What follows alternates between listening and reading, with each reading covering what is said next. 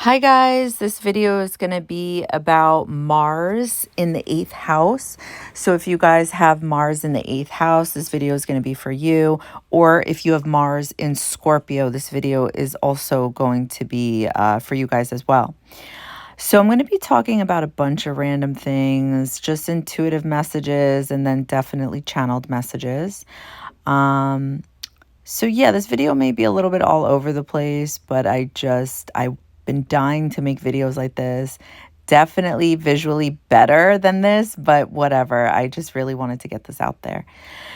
So where do I want to begin? The first thing I want to say is, I do believe as a psychic that all the planets that we have in our natal chart, I'm sure if you're into astrology, you more than likely believe this as well, but you may not, connect with past lives and connect with the soul lessons that we're trying to learn in this life, but they are heavily connected with our past lives as well. Things we either didn't get to figure out, didn't get to accomplish. Just think about how easily that can be done. Think about all the difficulty you guys may be having now in this current life. And not everybody is going to be able to overcome certain challenges, right? Like that's just the sad, hard truth of it. So I truly believe that on a soul level, we're going to want to carry that over into the next life and try to achieve and conquer those things, whatever we didn't. Because that was originally part of our mission, being here on Earth. And I know that sounds funny, or at least I don't know, maybe to me it just sounds weird and funny, but I feel like there's definitely life on other planets and other things we're not even aware of. That's not even part of our consciousness. But I think when you reincarnate on Earth, it's considered to be a mission, a soul mission, and it's all about learning and manifesting. So my point to saying all that is with Mars being in the 8th house, it heavily connects to past life karma. And I want to be delicate with how I go about with this video because I think when you are an astrologer, there's a lot of things you can see regarding how things can manifest. And I don't ever want to put fear into people or anything like that. However, I do believe in telling the truth, and I do believe in I believe that knowledge is power. So I'm going to be open and honest with this in this video. I won't go too detailed in regards to like the possibilities. I'm just not going to go too detailed in regards to all the negative things with this aspect, because there's always a chance that those things don't manifest. It's like any planet in astrology, wherever it is in your house placement. It may not be manifesting the way that you're reading it or watching it, however you're learning about your own personal placements, right? It could be because maybe a specific transit didn't activate that part in your life just yet, or it's just that these planets can manifest in one of many ways. So I think that is honestly the truth, and that's where I want to keep that. So Mars being in the 8th house, I look at this as heavy karma with having to do the right things in your life, okay? Because you're going to deal with a lot of bullshit, and it's going to make you want to act a certain kind of way. And the line I want to think of to say is do the right thing. Do the right thing, because if not, it's very karmic in the sense that it's going to lean into the bad karma, because karma isn't always bad. It can be good, right? Good karma, good karma, and also karma in general is just life lessons. They can be good or bad.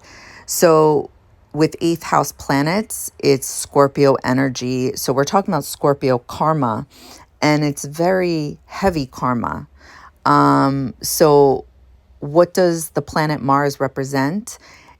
It does represent positive things, not just negative things, but overall it is considered to be a malefic planet, right? Why is this?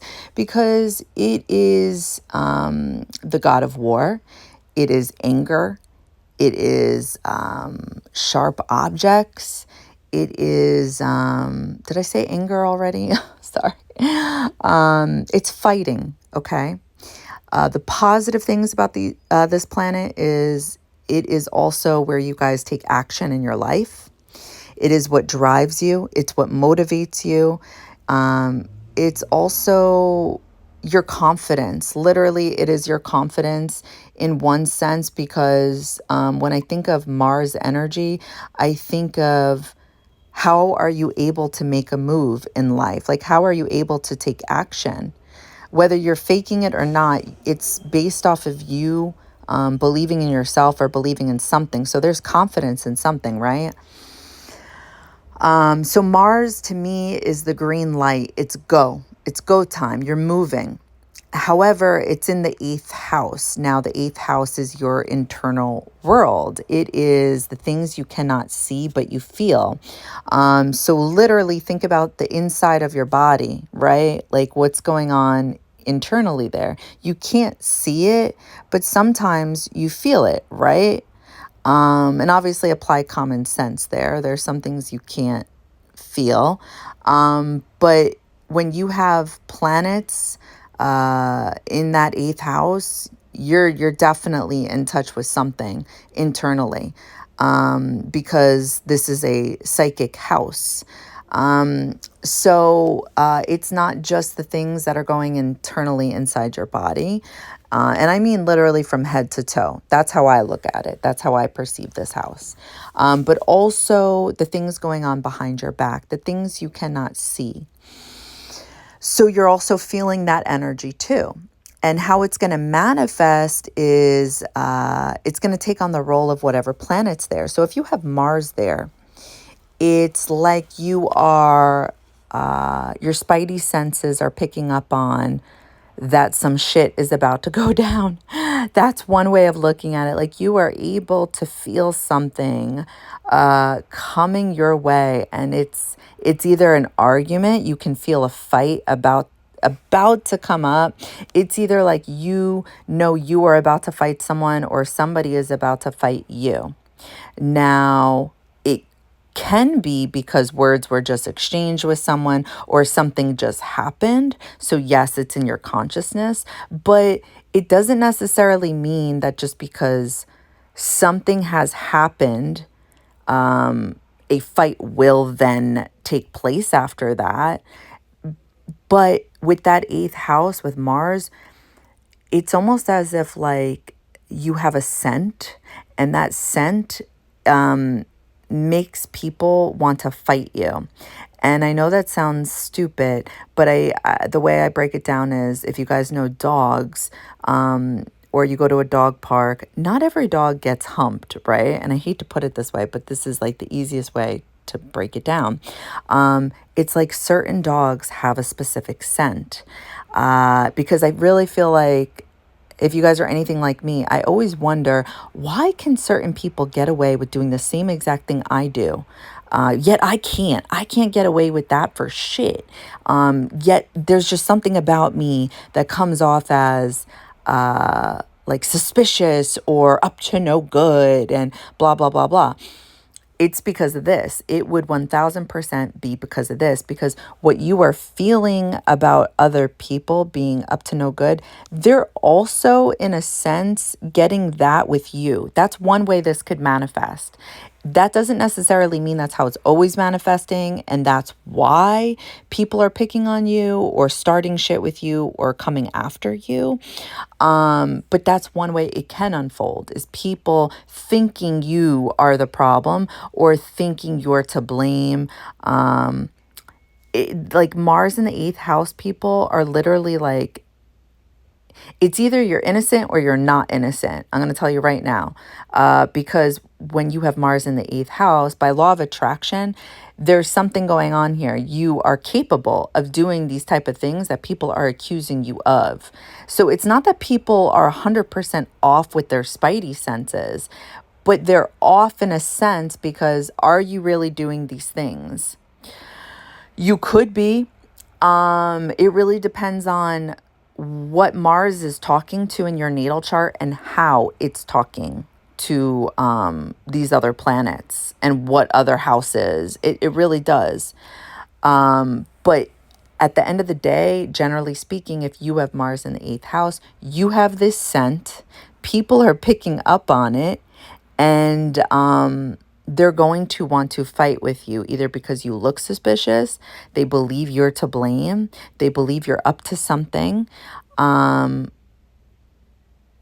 like I said, you may or you may not be. Okay. So when it comes to what I said before, do I for what exactly did I say before? Do good things. Like, don't do bad things here, because if you do bad things, it's gonna come back to you times 10. You're definitely 1,000% being tested with this type of placement in a very bad way. If you do good, you're going to be rewarded. That's what I want to say. It's a very, and I feel like anybody with Mars in the eighth house knows what it is I'm talking about. You'll see it, because all those things that people are fighting with you about or accusing you of, you have that potential, right? In a sense, even if you didn't do these things, because Mars in the eighth house, people, this is your internal world. You're getting angry over time because you are used to your whole life people accusing you of doing these things. So therefore, it's like you over time are good at fighting, you're good at arguing, you're good at getting angry, you're good at wars. You're good at knowing how to get back at people because you've been having to do it your whole life because people have been fighting you. And the way that those people have been choosing to fight you is what causes the pain and the anger. So therefore, it ends up manifesting at some point, I want to say, and obviously everybody's going to have a different storyline out there. But since Mars is the child, I'm going to say it's definitely one of those moments where it's starting young and then it's part of your personality at that point. And that's kind of the karmic point. Like, it's going to be hard to break this habit, but you have to, otherwise there are going to be huge repercussions and they could be not good is how I want to phrase it. Because you of the type of people you attract and the type of people you attract that you piss off, whether you are intentionally trying to or not. So because you are used to getting in arguments with people or being fought, like people are trying to fight you and they're doing it in such a shitty way, or they're backstabbing you, or they're doing it behind your back. Like literally this type of placement, this like, it just like kind of, I just feel so sad thinking of like how this manifests for some people in their life. But this literally is, this can be, how do I want to word this? It's just like, for example, I want to say that if this is like connected to the 11th house in any kind of way, or if this is connected to Aquarius energy or Uranus energy, it's like you have probably been ganged up on. Now, how that manifested, I don't know, but I'm going to tell you right now, it would be like volatile. It would be potentially physical abuse.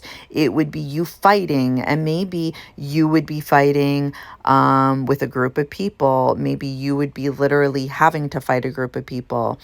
It's like a war zone, and it's not it's not good.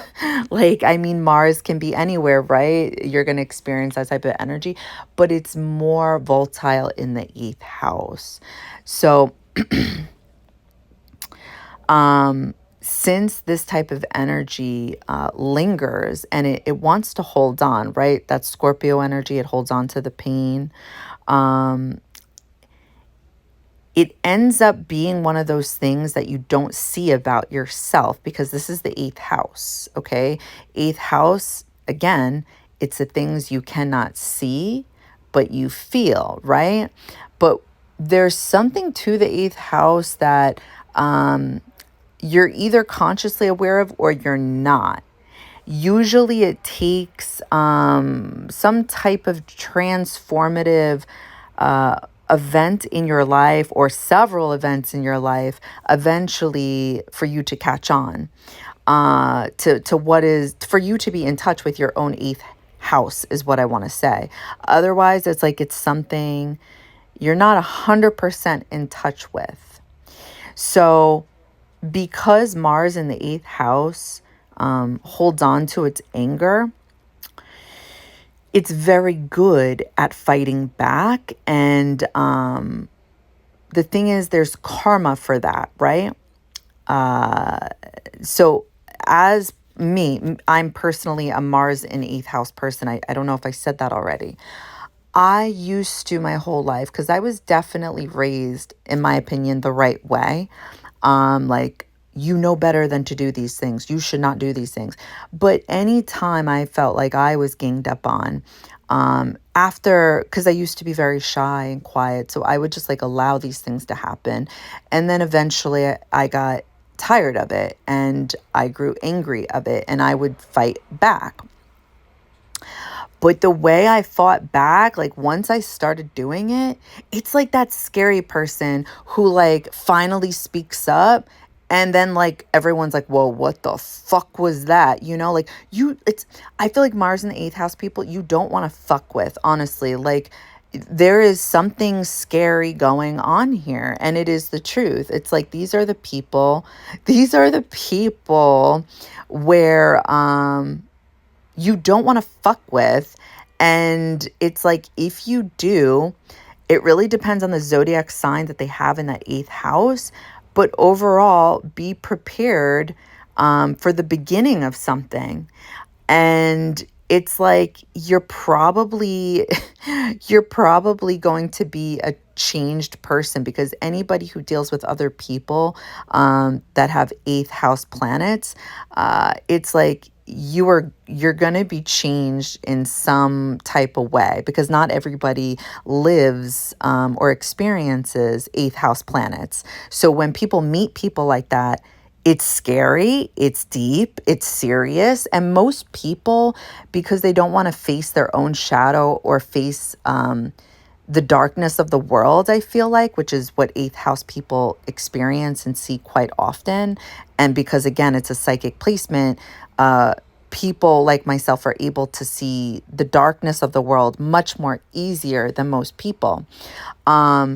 People like myself can be very like overwhelming, I feel like, for most people when they see the Mars in eighth house, okay? So the karma here is to not fight back in that type of way. You shouldn't be fighting back in the way that you want to fight back, the way that feels instinctive, because Mars instincts, natural instincts on how to survive, okay? Because that's what's going on here. Remember, it's war. Of course, it may not really be war, but it feels like war. So, I never realized, me personally, so where I was going before was when I said I was raised right. I used to make excuses for when I would fight people back. And I would say things to myself like, no. This person literally did something shady. Like, I am going to say this and that's fine. Or I'm going to do this and that's fine because all I'm doing is responding to their actions, to their words, blah, blah, blah. Like there would always be an excuse. And I'm not trying to say like bend over backwards or allow people to walk all over you. I'm definitely not an advocate for that in any type of way. As an Aries, not any type of way, never will be. However, I used to believe that there would be no karma, is my point, because all I'm doing is responding. Now, maybe you guys are super spiritual out there, or you just are wise enough to know, of course, you're going to face karma. I never believed that. My whole life, I never believed that. And I guess I was pretending to sleep. So anytime I did get my karma back, I made an excuse for whatever it was I was facing, because it's not like whatever came back my way. It's not like it came back in the form of the argument with that individual, or in any type of form with whatever the argument was about. So therefore, it's not like I could put the pieces together that, oh, this is because of what happened with so-and-so. You see what I'm trying to say? I think how I thought for years in my head was that you're not going to get karma. And if you do get karma, you're going to see it like unfold with that person around that topic. But it's not like that at all. Sometimes it can be, don't get me wrong, but sometimes it's not. So once I realized I was psychic, and I'm like, these are my blessings, really, truthfully, where I was able to see, don't do what you want to do, what you're capable of, Mars in the 8th house, because I'll tell you right now, we are capable of some shit. If you're a Mars and 8th house person, you know exactly what I'm talking about. Don't even play around with me. So I would see the karma that would unfold for myself. I'd be like, okay, so I'm just going to do this. I'm going to say that because man, oh man, we are just so good at this stuff. Like, how dare you think you could say this, or how dare you think you could do that? Especially even more so because 8th house is a psychic placement. So it's like, we already knew what you were going to do. We already knew you were going to say this. We already knew you were going to come for us like that. So we truly just want to, kind of like, I guess we want to just like throw it back that person's way. But once I started seeing, I guess the potential of like, if I choose to walk that path, this is what's going to happen. That's what stopped me. And I'm not saying that I don't still run my mouth here and there, because I definitely do. But I'll tell you right now, I definitely don't run it in the way that I used to, because the way it unfolds for me with being in Gemini is ruled by Mercury. So I will literally, it's cutthroat energy. I am literally ripping you apart with my words. I will literally have you question everything about your existence, like everything about you that you don't like about yourself. I've already seen. I already know everything about it. And I will just bring it up. And it's mean. It's mean. But think about 8th house in general. Like, think about this type of energy, and how it acts. It's a very sensitive energy because it's the water, right? But it's hiding it, 8th house, or it's not in touch with it. Really, it's just hiding it. And in order for it to act that way, it felt like it got hurt. It felt like it got attacked, which is exactly what happens when you have Mars in the 8th house. So therefore, it's like when this happens, that energy gets angry and is willing to hurt you at any cost, including hurting itself. So I now understand that. And years ago, I stopped, like, I can't even remember the last time I did something where I was like, oh, you want to play that game, motherfucker? And then, did whatever, X, Y, Z. Like there's nope, there's none of that, because it doesn't matter if all you're doing is responding to some bullshit or something that wasn't fair, something that was completely unfair. It doesn't matter. It's like, that's the test, because really the people you're attracting in your life, I want to phrase this, because everybody has a different story out there. Just because you have Mars in the 8th house and I have Mars in the 8th house, it does not mean we have the same storyline, but something similar, general energy, there's something similar playing out. So I want to say it does connect to past lives. The people we've hurt, it's like, it's so funny because it's like two wrongs don't make a right, right? And I do believe that, but also it's almost as if I believe, like, when our life is over and we realize the pain we've caused other people, we want to right our wrongs, right? Did I say that right? Yeah.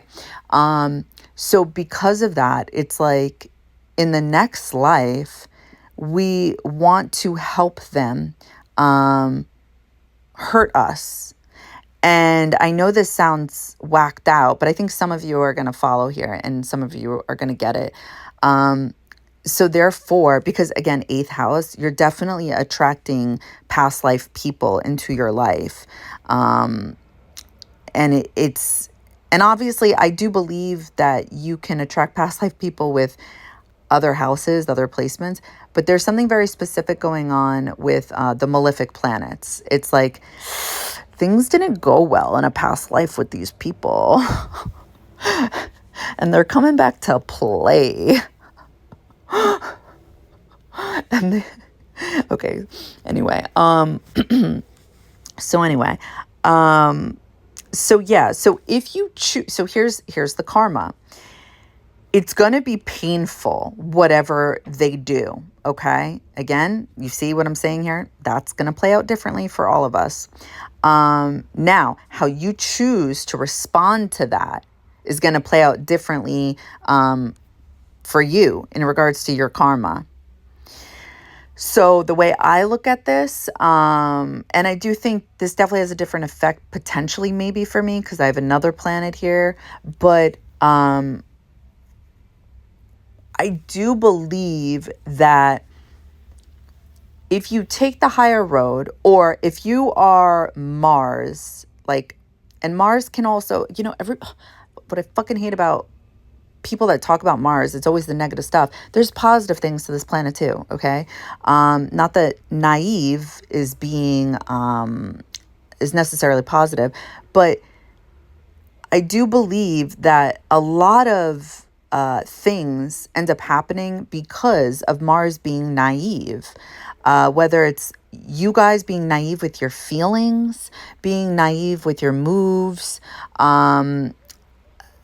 however this plays out, I think if you were truly innocent and you were honest, that's also Mars energy, honesty, you're going to have a better time with your enemies, right? Because that's also Mars, ironically enough. Mars can be a soldier, Mars can be loyalty, but it can also be your enemies. Funny how it works that way. But you see here, the choice is yours. Are you guys going to act like an enemy, or are you guys going to be honest with your feelings? Are you guys going to be loyal to yourselves at the end of the day and take the higher road? Because really, truthfully, this is what you're being asked. And it's not easy because it comes so easy to us to get back at people. Why? Because 8th house is all about psychology. We're intuitively seeing everything about everyone. So it's like we know everything that, I shouldn't say everything, that sounds dumb, but we know what would hurt people. 8th house, hurt, pain. We would know that instinctively. And that's what we would use to our advantage to hurt other people. So this is also why people want to fight us. This is also what some people automatically smell about us, for sure, because sometimes I get that too from people where they don't know me, and it doesn't happen often enough, but it definitely happens to me every now and then, where people are like, wow, I really didn't think, you would be so nice. I really thought you would be, a complete and total bitch or something like that. And I'm telling you, it's definitely synastry, number one. It depends where your Mars is touching, what your Mars is touching in their house. Wait, oh my God. It just depends what planet is touching. It just depends what your Mars is touching in their natal chart. There we go. End of story. But it also causes a mysterious energy. But this mysterious energy is going to bring on, I mean, yes, definitely a sex magnet. It's definitely going to, there's just going to be something that is sexually alluring about you guys, but also at the same time, like you're up to no good. There's something not right with you. And it's either it's true or it's not true, or it's that you just have the potential to be that way. And I feel like a lot of people don't get that. It's like, what is that quote? All when you just show people the same energy, the energy they showed you, and then they don't see it, like all they're doing is focusing on the energy you're showing them. People don't see themselves, right? So I just think that Mars in the 8th house people have this tendency to give off, I want to say, almost like a dark aura. And to some people, it's not everyone, but I've definitely gotten that as well. Where it's like people are like, oh no, bad vibes, bad vibes. And here I am thinking to myself, like, how the fuck did they get bad vibes from me? Literally, I don't understand. Like, or why would people think I'm over here doing X, Y, and Z? Like, I would never do these things. I'm telling you, it's Mars in the 8th house. Mars in the 8th house. Because I definitely have the potential to act up or do this, do that. And like I said before, I'm being honest. The only reason I don't get back at certain people is because I know the outcome. I know I'm lucky and blessed enough to know what my karma would be. So I'm like, nope, I'm not doing it. Otherwise, I would. The people who fuck with me, oh my gosh, are you kidding me? Do you know how much I would love to just run my mouth instantly and then show them up through action? Mars action 1010%. Do you know how much it bothers me internally that I cannot instinctively Mars on what I know, how I want to I guess fight, respond. It's like I'm telling every instinct in my body, I guess, just to be the better person. Something like that. And I'm not used to that. And the reason for this is, again, with astrology, there was some moment in our life where we turned into somebody that really doesn't resonate with us. It's just we turned into somebody who we thought we had to be based off of being conditioned, right? So when I think back to this type of energy, I do forget this sometimes, and I try to remind myself more times than not, but really, like, my energy is super soft. Like, I'm a softie, but I was raised like when not that I was like getting beat up, but like I got beat up a few times. Or like I was just letting people fight me. Again, Mars in the 8th house, it's going to happen, unfortunately. And it's like I would just turn beet red, or I would cry, or I would run away. I would do all these things. And then I would be told, like, why didn't you say anything? Why didn't you do anything? And then eventually when my father found out, because my parents are divorced, he was the one that really like put that Aries energy into me, where he was like, you need to fight back. You need to defend yourself. That's how it was phrased to me. You need to defend yourself. And then I don't remember exactly the conversation 100%, but I remember thinking like from this point on, I can no longer, I swear to you guys, I swear, I can no longer ever have anybody talk to me that way again, like the way, whatever would happen in elementary school. I will definitely speak up moving forward. And that's what I did. And unfortunately, it did lead into more arguments and fights, but it got me to stick up for myself, right? I wasn't I wasn't as scared anymore, but I was still pushing myself out of my comfort zone. So, yeah, over time, especially as an adult, it became easier to argue, especially with strangers. When I saw the injustice, that's huge Aries energy. We hate seeing anybody treat somebody wrong like that. Like, how dare you talk to that person like that? How dare you? Like, I can't. I have to say something. Like, I try to watch myself now as I get older, but I don't know. That's that Libra energy. I guess the court system, the injustice. Like, you can't do that to people just because you think you're this or that. So yeah, but at the end of the day, it does make me uncomfortable, and I feel like nobody understands this about Mars energy in general, or maybe I should say Aries energy in general. Like, we don't want to fight. However, we're never, okay, no, I want to phrase it like this. We don't want to fight. That is the God honest truth. God honest truth. We don't want to fight. But we are the first that is willing to fight. That's how I want to phrase it. We are the first that is willing to fight.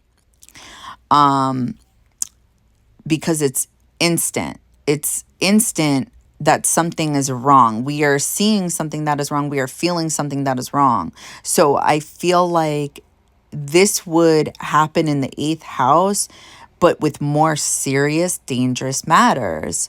Because it's either happening with money, it's either happening with someone you guys are sleeping with, or it's happening with yourselves internally. There's some type of conflict.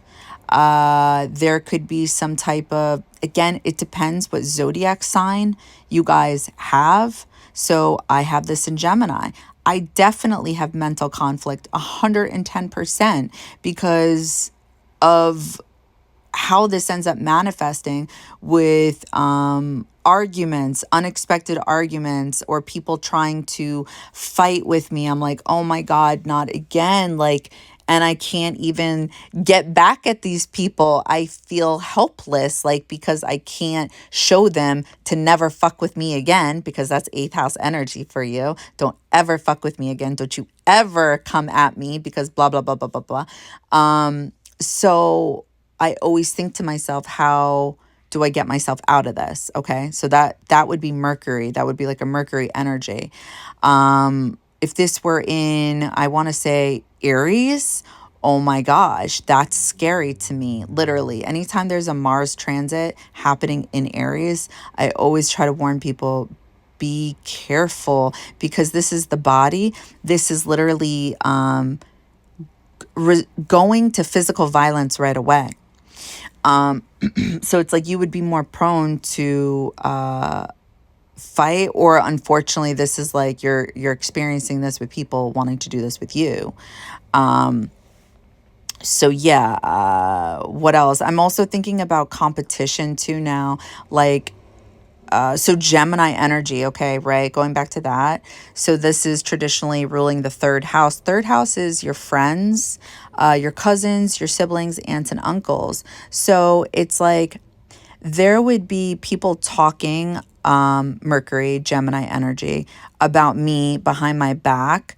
And I'm not saying this happens all the time, but it would happen. It's something I'm going to have to experience and deal with as some type of karma in this life. It just is what it is, and I'm going to have to deal with it.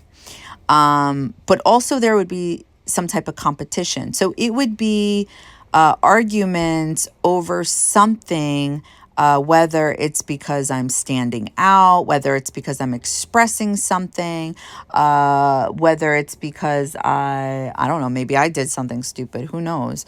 But there's something happening with people close to me, okay? Now, if Mars is in Pisces, for example, this could, I mean, no matter what, eighth house is intimacy. So it's definitely going to be people close to you because it's people you're sleeping with, right?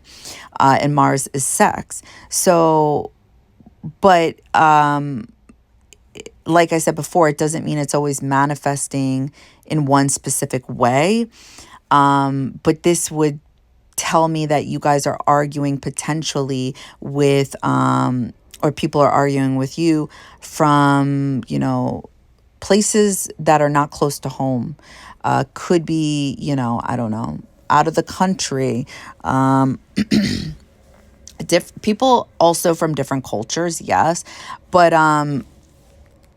and again, it does depend on other factors. Is Neptune in your third house? Because then, okay, maybe like these are people there's a lot of things that go along with it. But generally speaking, I just think that the overall energy is that you would be a target, is what I want to say. You would be a target. You're going to pick up on it. So for the people who aren't into astrology, right, the way they're going to feel this energy is like, why are people always trying to fuck with me? Like that is the line I used to say all the time before I learned about astrology. Like really, because this type of energy, you know what Mars in the eighth house is? Another line is the type of energy this is. This is the fuck with me and find out. Fuck with me and find out for sure, for sure, for sure, for sure. It's definitely like you are a target. It's a target because also you're going to be a confident person because again, you've been pushed to be a confident person. You had to be a confident person because of the bullshit you experienced. Now, whether you're, faking it until you make it, it doesn't matter because at some point it's gonna cling on, So I do feel like there's something that like people are hated on with Mars and eighth house people because, they're confident. They're confident because Mars in the eighth house is not always, it doesn't always unfold in such a tragic or malefic way. It's also, like I said before, you are considered to be a magnet. So if other people are seeing you guys and everybody always looking at you or giving you attention or you are beautiful or you're sexy. It's usually a sexy type of energy. With this type of energy, Mars in eighth house, I just think of there's always something with the eyes. Like these are the people where it's like, there's just something about them. Why am I attracted to them? You just fucking are, right? There's a sparkle in their eye. That's how I look at it. Because sometimes I think about this with myself too. I'm like, I know I'm not that hot chick. Like, I know I'm not. I'm fine with it, Mars, honesty. But there is something about me with some guys that they just like, they're magnetized. And I'm like, I don't know what it is. I mean, I guess if I were to try to figure it out, I think I do have that. I mean, and I'm not just saying it because I have blue eyes. I'm saying it because I think I do have those eyes that I always look for with like guys. Like there's like a specific eye. I don't know how to explain it. It's going to sound fucked up if I try to explain, but oh my God, actually it sounds really sad if I try to say what it is, but it's almost like sad eyes. Like, is this making sense to anybody out there? Like there's this sparkle in their eye. Yes. Okay. That's one part of it. But then there's something else in their eyes. Like maybe I'm seeing their soul or something like that. I don't know, but I just like what I see. Okay. So anyway, I think that's also why people hate us because people either they know why people are attracted to us or they just like are annoyed. And that's also where the competition comes from too, where people are talking shit about us because they're like, they see other people talking to us and they're just annoyed about it. And now whether they're consciously aware of it or not doesn't matter. This is what's going on. What else? So like 2 examples I want to give regarding this. Okay. So when I think of Princess Diana, now she had a lot of things going on in her chart. And at no point in time am I about to say that like everything that happened to her that was really pivotal was because of Mars in the 8th house. Like, no, not at all. However, what I am going to say is 8th house is connected to death. Okay. My personal belief is the 8th and the 12th house. So with that being said, and just keeping this video on Mars in the 8th house, when I think of her and I think of what a beautiful human being she was, right? And did she have a karmic life? I mean, if you're into astrology, then you already know the answer to this because you probably have learned already. Yes, she did. She had a very karmic life. What I want to say, I want to watch how I say this. With Mars in the 8th house, Mars being sex and Mars being also the type of males that we attract into our lives, this is talking about the karma with the men that we attract in our life and to make the right choices. So when Mars is in your 8th house, you have sexual karma with your sexual partners, okay? So are you choosing the right partners? Are you choosing people you're solely attracted to, okay? Because again, there's something attractive about you guys. And there is a scent you're giving off. And the sexual karma part is that you will attract people who, unfortunately, again, I'm not saying this is everybody's journey out there. So do not hear what I'm about to say and be like, oh my God, this is me. Like, no. I'm not saying this is you. You got to look at your own chart and see what Mars is talking to in your own chart, okay? But part of the journey here, generally speaking, guys will look at us as just sex. They'll just look at us as like a sexual conquest, or that there's just something about us, and then it's pretty much a waste of time. I think it would be different if you guys have I think it's different if you guys have Jupiter here, the husband, as well as Venus, okay? I just want to throw that out there. I also think it's different if you guys have Mars talking to these planets in very nice ways. So just like do your due diligence on your part before you say, yes, it's part of my journey. No, it's not necessarily part of your journey. It's not. It may feel like it, but it may not be. But yeah, so if you have that inkling, that feeling that you are, and this works both ways, right? Like what I mean by this is, are you just dating people you're attracted to because you're literally attracted to them? There's like this like primal energy going on, because again, Mars is masculine energy, right? This is Aries energy, which is masculine. So I almost wonder, because again, it's the 8th house, you're not fully aware of this house.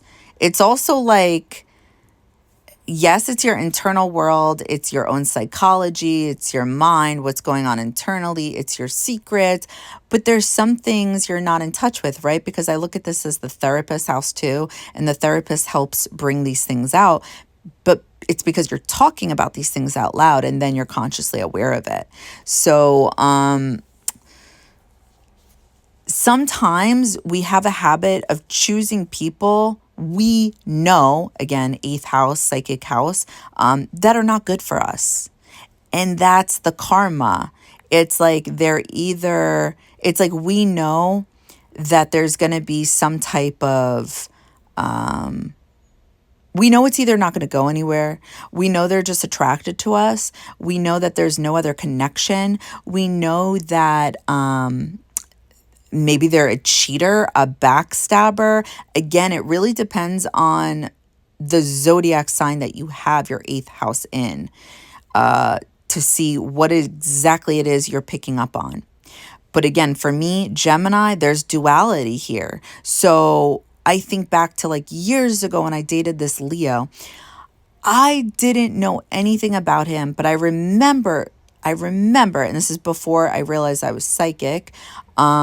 I remember thinking to myself, like, I just feel that he would cheat on me. If he was given the opportunity, he would take it. Like, I remember that. I never forgot about that. And I ended up just like ignoring it because I thought to myself, I'm probably just being insecure. I'm probably trying to get out of this because I don't want to, get hurt again. And I'm just probably trying to prepare myself for any situation that I may deal with this guy. Or I'm just coming up with assumptions. And like, here's the thing. At that point, I had never been cheated on. He was the first. He did, FYI, he did end up cheating on me. He did. But I had never dealt with being cheated on before, or at least not that I know of, I should say. No. I don't think, yeah, maybe, you never know. But anyway, my point is this. So therefore Gemini, and I don't think Gemini means you're fake. I don't think it means you're a cheater. However, there is duality. But what is the duality? Okay. So like, for example, I think of, for me, this manifests where I could be super social sometimes, but really, like, sometimes I'm not. I'm a loner. Like, you need to leave me alone. Like, I'm not social now. Sunny from yesterday does not exist. I need to be left alone. Leave me the fuck alone, okay? I'm not Sunny anymore. So, their energy would manifest in, okay, let's say you have this in Libra. So, that's interesting. In Libra, Mars in Libra, that's debilitated in Libra. So, I would say, I hate that I just said Libra. I don't know. I'm thinking off the top of my head now. I'm thinking cheater too, to be honest with you, because even though there's not duality, it's just like, it's either there would be arguments because these people wouldn't be fair. I feel like they either feel like, I feel like you guys would be looking for the balance, but you would be attracting selfish people. I don't know. You tell me if that's you. But because I feel like whatever zodiac sign you guys have it in, it's bringing on the malefic energy of it. Like, it's bringing in some type of turmoil within that energy. So again, what would be the malefic energy of Gemini?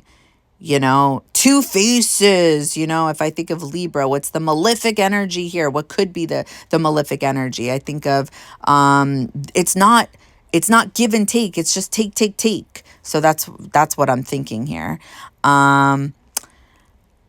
What else did I want to say? So I didn't finish the thought with Princess Diana. So when I think of her, I think of a beautiful person. I think of all the things she did. However, I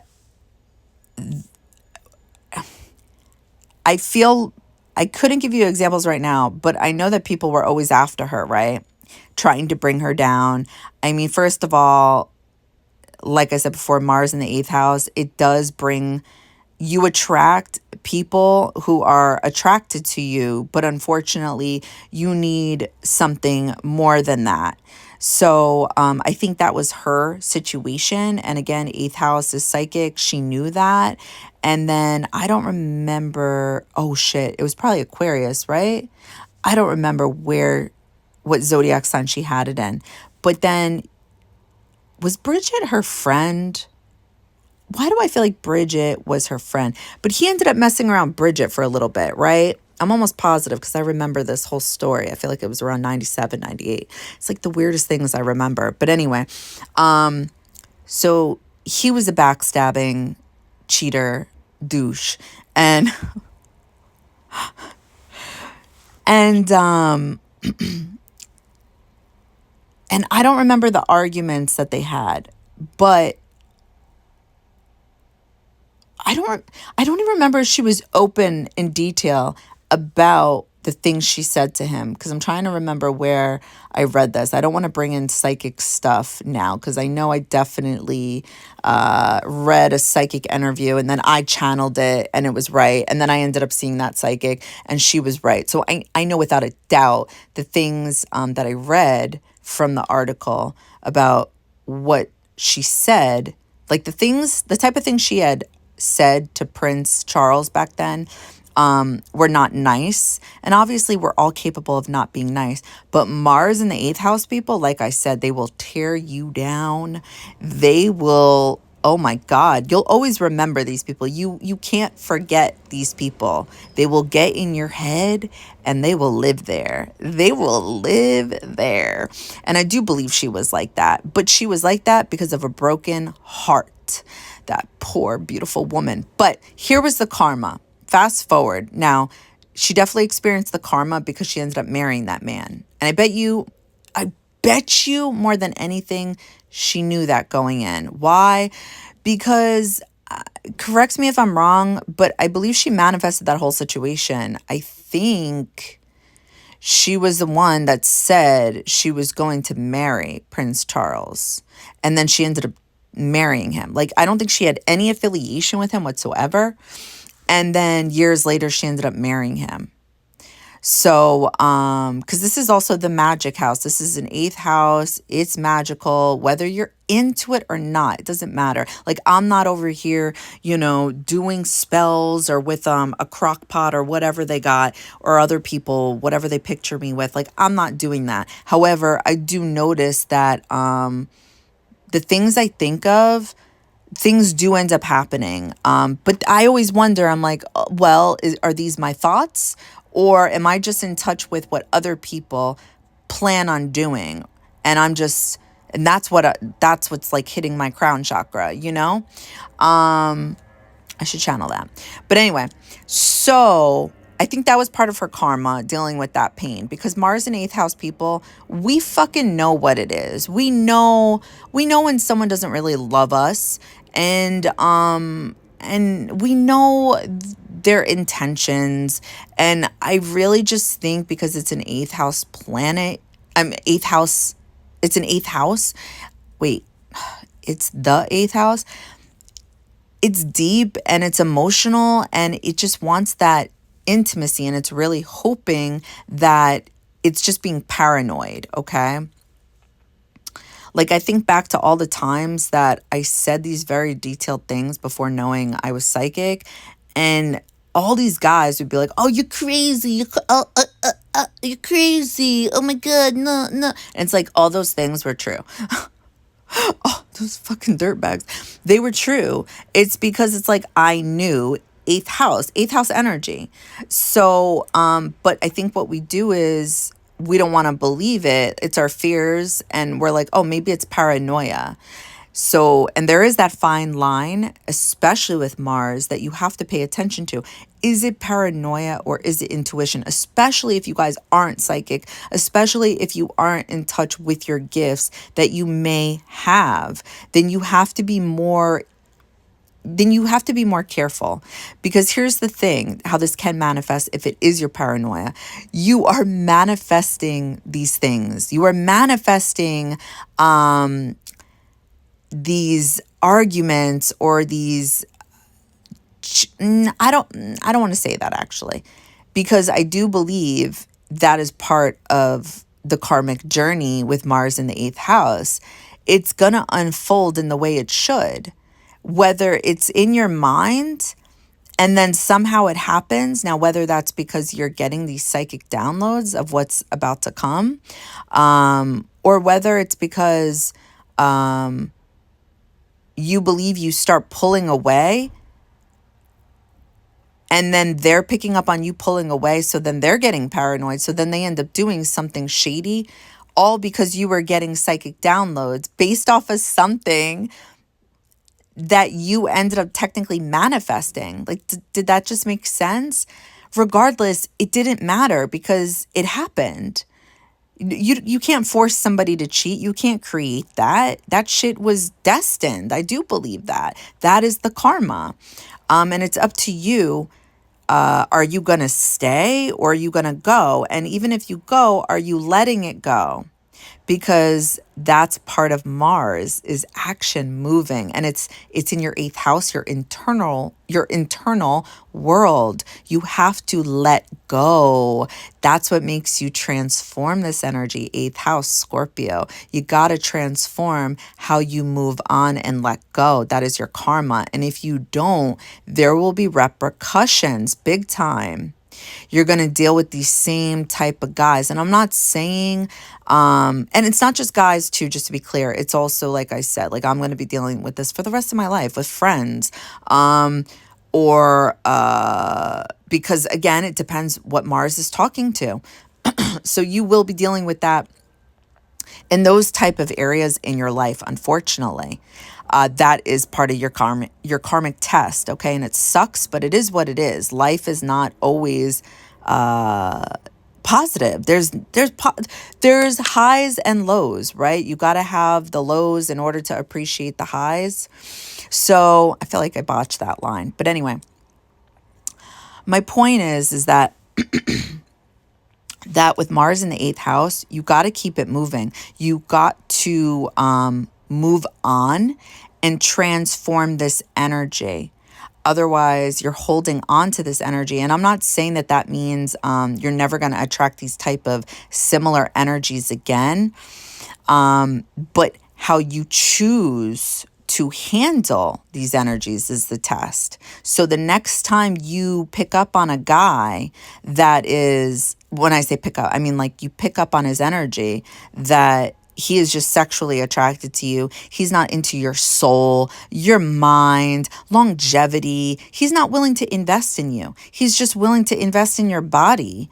Well, what the fuck are you going to do? Are you going to do the same thing?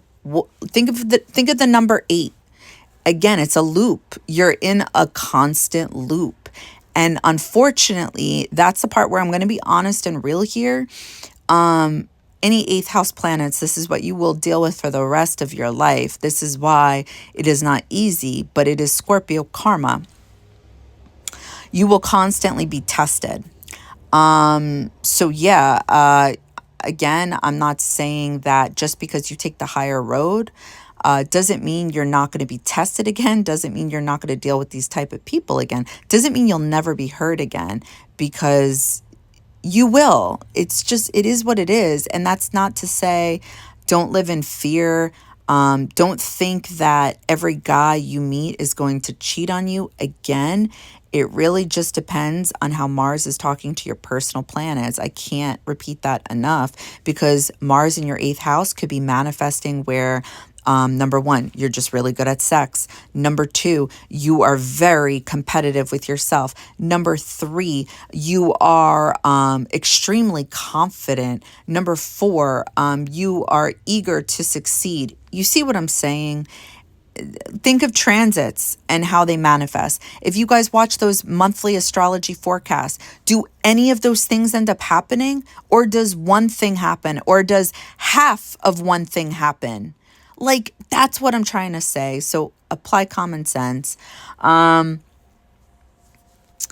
So I keep derailing with Princess Diana, but the last thing I wanted to say about her was she ended up being engaged to this man. And he was, I know I'm going to mess this up, so I apologize in advance, but I'm almost positive he was like not the best type of guy, which again, this is also what Mars and the 8th house people attract. Not the safest. To me, I would also call this like mobster energy. Like this is, and now don't take it literally. I mean, for some people, it will be literally. But this is like people who are willing to not listen to the rules. These are people who are above the law, or at least who believe they're above the law. These are dangerous people you attract, okay? And obviously, that's not just with romance. I mean, just in your life. So you got to be careful. You got to be careful as to how you move around in your life, and also like how you act, okay? But she ended up being engaged to this man, and if she, I'm sure she knew that he was probably not the best man for her, but she decided to stay with him. And again, she has other huge karmic placements in her chart that I personally believe added on to her death. But 1010%, I believe she was part of a setup. 1010%. I'm sorry if I have people watching this who think somebody like me is like, what is the word? What is that? Anarchy? I don't know. But and I would get it because I used to hate people who used to speak like, oh, like a conspiracy theorist. That's what I mean. But no, 1000%, she was definitely set up. Or at least she was part of a setup. And the thing is this is that if you stay away from the things you know are not good for you, and again, think of how hard this is. It's like when I think about food, I love food. I'm a binge eater. I still haven't, conquered that one. I'm definitely doing better than I used to, but and I got to do it small strides, but it's that there you go. Like, it's not easy to stay away it's not easy to stay away from what, number one, what you're comfortable with, what's easy, and what you like, right? So I'm saying this all because it sounds so much easier said than done. Oh, if she knew these guys weren't good for her, or if she felt they were like cheaters. The thing is this, is that we don't know the future, right? Even psychics, we don't know the future. Things change. And I know a lot of people are going to have a problem with that one, but no, things can change. So, again, I just think it's I know it's extremely karmic. You have to make the right choices. Again, another example I want to give is Marilyn Monroe.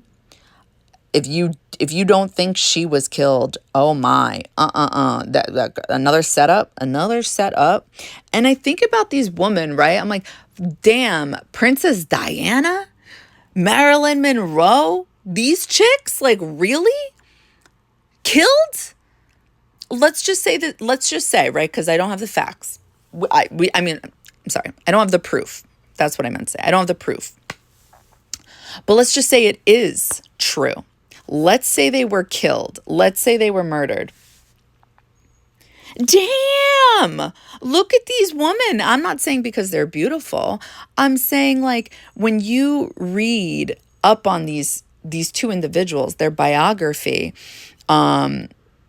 it's like, it's sad because you know a good person from a bad person. You don't need to know somebody one-on-one to know if they're bad, if they're good. You can sense these things. And I know there's a lot of people out there that may have difficulty with that one because they're not in tune with what's going on with, feelings and just, no, I want to say feelings, being able to feel things. But you can just tell that with Princess Diana and Marilyn Monroe, that these were not bad people. Now, I'm not going to say that they didn't have their things, but to be killed? Oh my God, no. So that is also another point that I'm trying to bring out here, is that since Mars is sex, and the 8th house talks about intimate partners and having sex with these partners, it's like you have to choose wisely. And I'm not saying it's because, you never know, murder. No, I'm saying because you're attracting people who are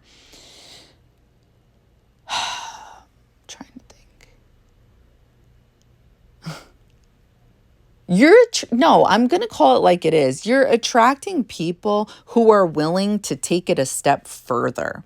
And you guys can take that however it resonates. It's not that it's murder. It's just that it could be like that divorce that never ends. It's like that $1 million, oh God, I don't even know where I was going with that. But just like, let's say a millionaire, right? And he marries this poor woman and he cheats on her, literally treats her like trash. And then she divorces him. And then he does not want to play fair. And he doesn't want to split everything the way it should be. However that looks, I don't know. But instead, he wants to keep all of it because it's the money he earned. Instead of like giving her the money that maybe, I don't know, that technically they earned together because this was the house that he bought while he was with her.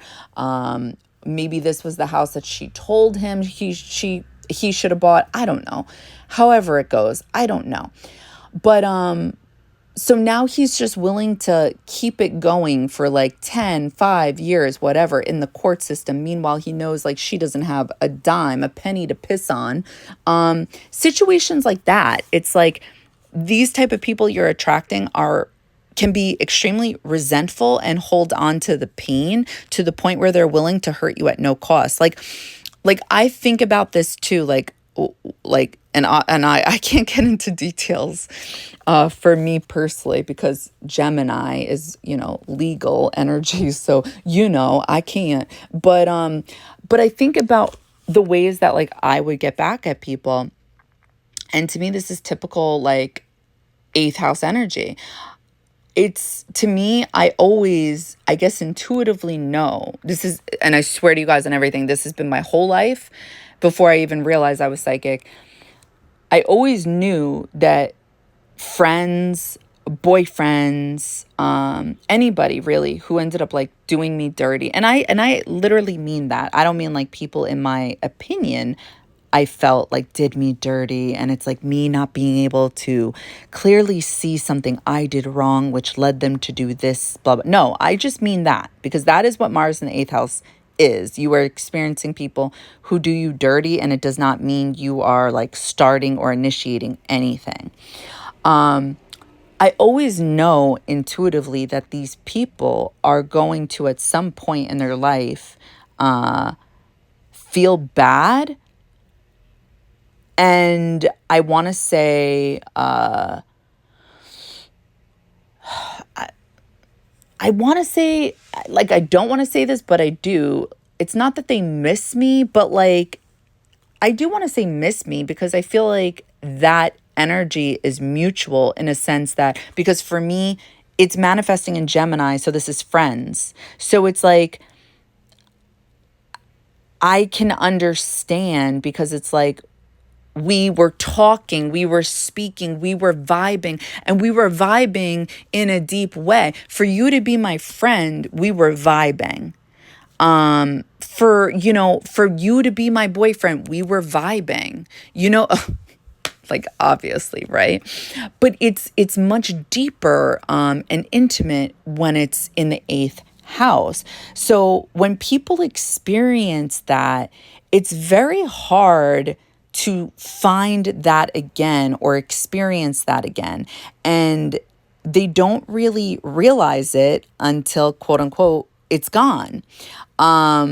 It's like they realize what here's the quote. They realize what they had. Oh, fuck. I'm sorry. They don't realize what they had until it's gone. There we go. And I know that, and I'm confident in that. Mars, 8th house, 1010%. Maybe because I have it in a Mercury sign, I'm connecting on a psychic level here. Maybe this is what it is. I don't know, but I just know this because I was honest and my heart was pure. Or even if I ended up being an asshole back, it's like, okay, I was an asshole back, but I was honest about my asshole-ish self because you ended up being an asshole, like I end up being honest about the dishonesty that ended up happening, all because of the bullshit and backstabbing that these people initiated. Because that is what you're attracting. Unless you have some like really harsh aspects going on with your Mars, and no, yeah, no. I think so, actually. If you have some harsh aspects going on with your Mars in eighth house, then I would say it could 1000% potentially be you guys initiating these things. Or I think there are certain aspects indicating where it's you doing it by mistake. 1000%. 1000%. If you have Mercury not placed in a good placement and it shows like this person, isn't getting things, or, and I'm not indicating like there's something wrong there. It's just that they would perceive things differently, whether it's because of Neptune energy, illusions, or just intuition, whatever the case may be. It's like their Mercury would be conversations about it. And Mars being in the eighth house, when you're discussing it, because it's a psychic placement, people would be able to feel your honesty at some point.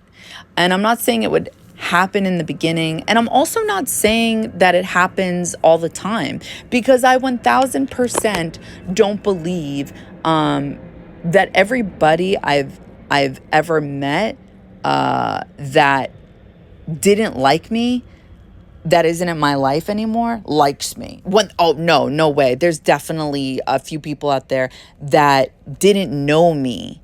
And then through being affiliated with this person and that person, through word of mouth, it's like they didn't like me and they still don't like me.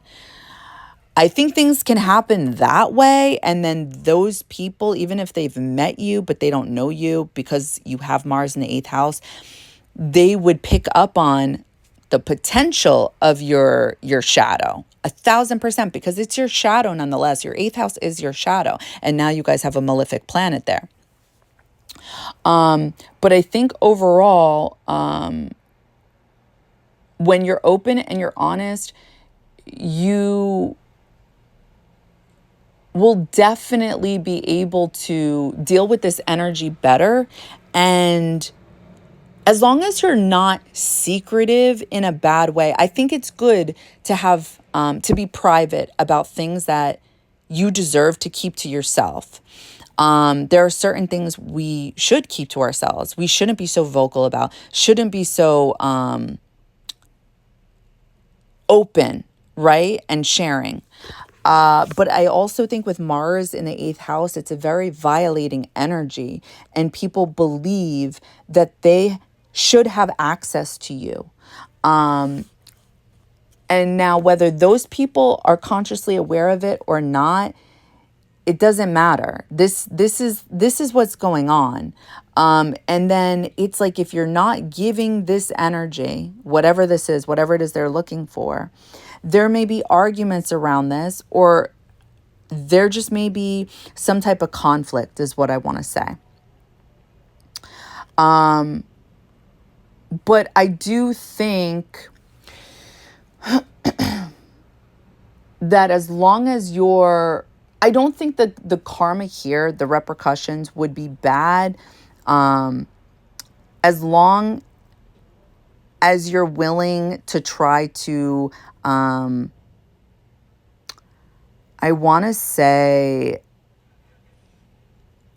dip into that Libra energy, because I'm thinking of Venus ruling Libra, and that being on the axis of Aries, or the fact that Venus rules Taurus, and that's on the other side of Scorpio, right? The reason I'm bringing up both of these is because Mars is the ruler of Aries, and Mars is the original ruler of Scorpio, and it still holds true to this day. And in order to balance out these energies, right, in order to still be true to your Mars in your eighth house, because I don't believe this means stay away from being a Mars in eighth house person. Like, no, you're meant to be a Mars in eighth house person, because it's going to help you in some area of your life, but it's also going to debilitate you in some area of your life, but it's meant to make you grow stronger. That's the karmic reprification. Oh gosh. Anyway, you know what I'm trying to say. So my point here is that to balance out the Mars energy, so you are not selfish, Mars, in thinking that you can, I almost want to say, like, keep secrets, keep everything to yourself. You don't have to share this, because that's also eighth house energy. Tell me it's not. You need to balance it. Well, how do you balance it out? You got to look on the other side. So the other side would be Taurus, the throat chakra, voice. And it would be in Venus, right? Or if I want to do this with Aries, it's in Libra, Venus, relationships, being fair. So I do think that's the way to get out of the karma with Mars in the eighth house. Like, the negative things to it is being open and honest with the things you should be open and honest about. Don't be too selfish with this energy. Be smart about this. Like, do not believe that I'm trying to think, because this one would be hard, because the eighth house is literally your inner world. So what do you, like, what should you be sharing? You got to apply common sense here, because there's arguments around this. There's arguments around either your feelings. There's arguments around sex. There's arguments around money. There's arguments around private things that shouldn't be public, okay? And this may be your idea about this. Like, I don't have to share this because X, Y, and Z. So my advice to you guys would be to be a little more open-minded as to who is asking and why. Yeah, that's what I would do. And of course, like I already said before, and I keep saying, be smart about the people you're choosing. Do not just choose people that you're attracted to, okay? And don't just choose people who are giving you attention that you know will not be there for the long run. Because if you are a Mars and eighth house person, yeah, okay, you like sex, whatever, but it doesn't mean that you're not into long-term relationships. It doesn't mean that you're into just having sex. So make sure you know what it is you want and what it is you're looking for. Because I'm going to tell you right now, these people that you're attracting are looking at you as a sex object, okay?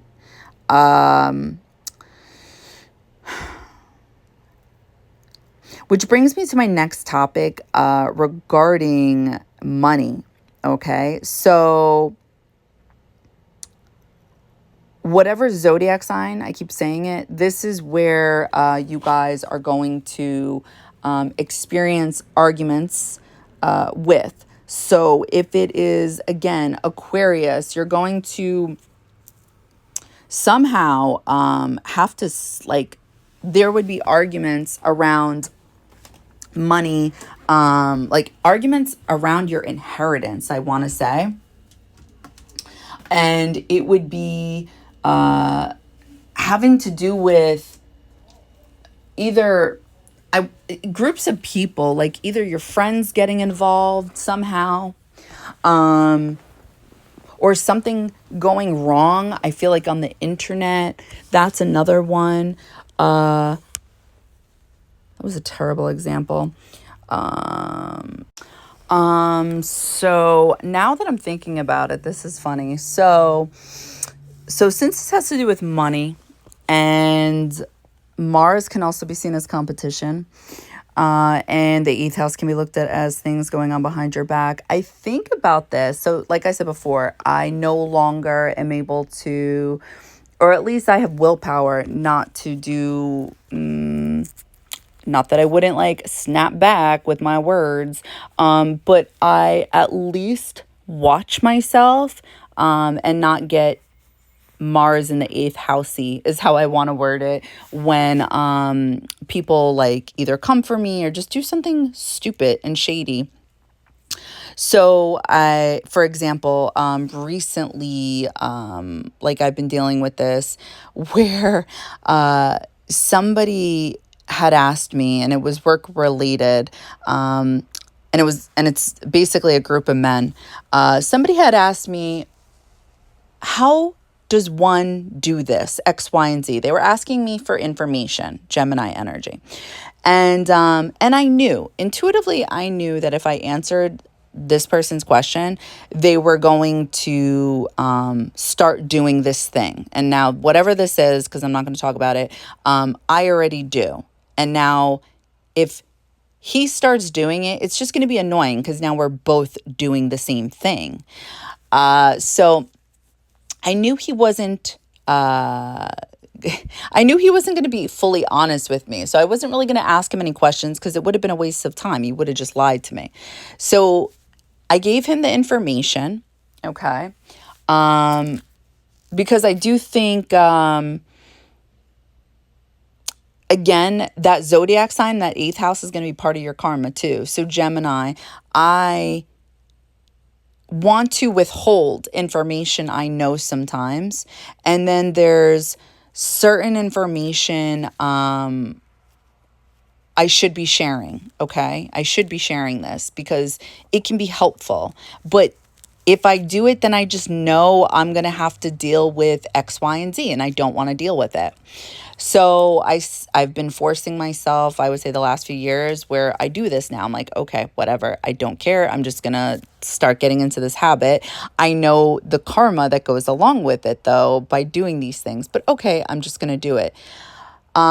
I guarantee you anything, if you guys dip into that energy, it's so true what they say. You will be rewarded. I do see things happen for me all the time. It's like these things I believe will happen. Some things do for sure, but then it's like bigger things unfold where I'm like, oh, wow, okay, I see this beginning to happen when it comes to this topic, this Gemini topic, and this is nice. And it's so funny about the timing of it when I'm freely giving information instead of holding on to it tight to me. And I'm sorry because I know that may be a little hard to follow since I'm not being so open with it. But that's just because I don't want to get other people that I work with involved.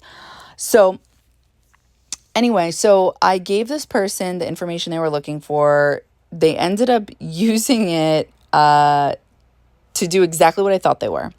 So in that moment, I asked this person, I said, oh, I'm just curious, since you're asking me for something, do you, have you spoken to, such and such? I'm also curious if I can become a part of this thing that you and these other guys have created.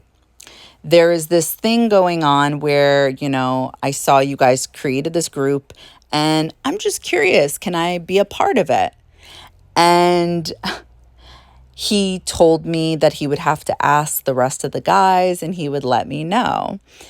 And so I'm thinking to myself, I'm like, I already know this is not going to happen because this is the second time I've asked, and I'm only asking for the second time to prove to myself what it is I already know, that I vocally put it out there and they just don't want to let me in for whatever reason. That's fine. But yet you guys are still willing to come to me at random times, different guys, ask me where I get certain things that would be of use to you and be helpful to you. But yet you still, for whatever reason, don't want to let me in your fake club. And so anyway, nobody ever got back to me. I'm not allowed in this club, whatever, I guess. So I decided, because again, it's Mars in the 8th house, it's your internal world, and it is anger. It is the things that end up motivating you out of anger. So I was frustrated. I was like, that's fucking dumb. Like, first off, this isn't a real thing. It's not a real association. You made it up. So you know what I'm going to do now? Now I'm going to become part of a real association, and now I'm going to go make money off of being in these associations.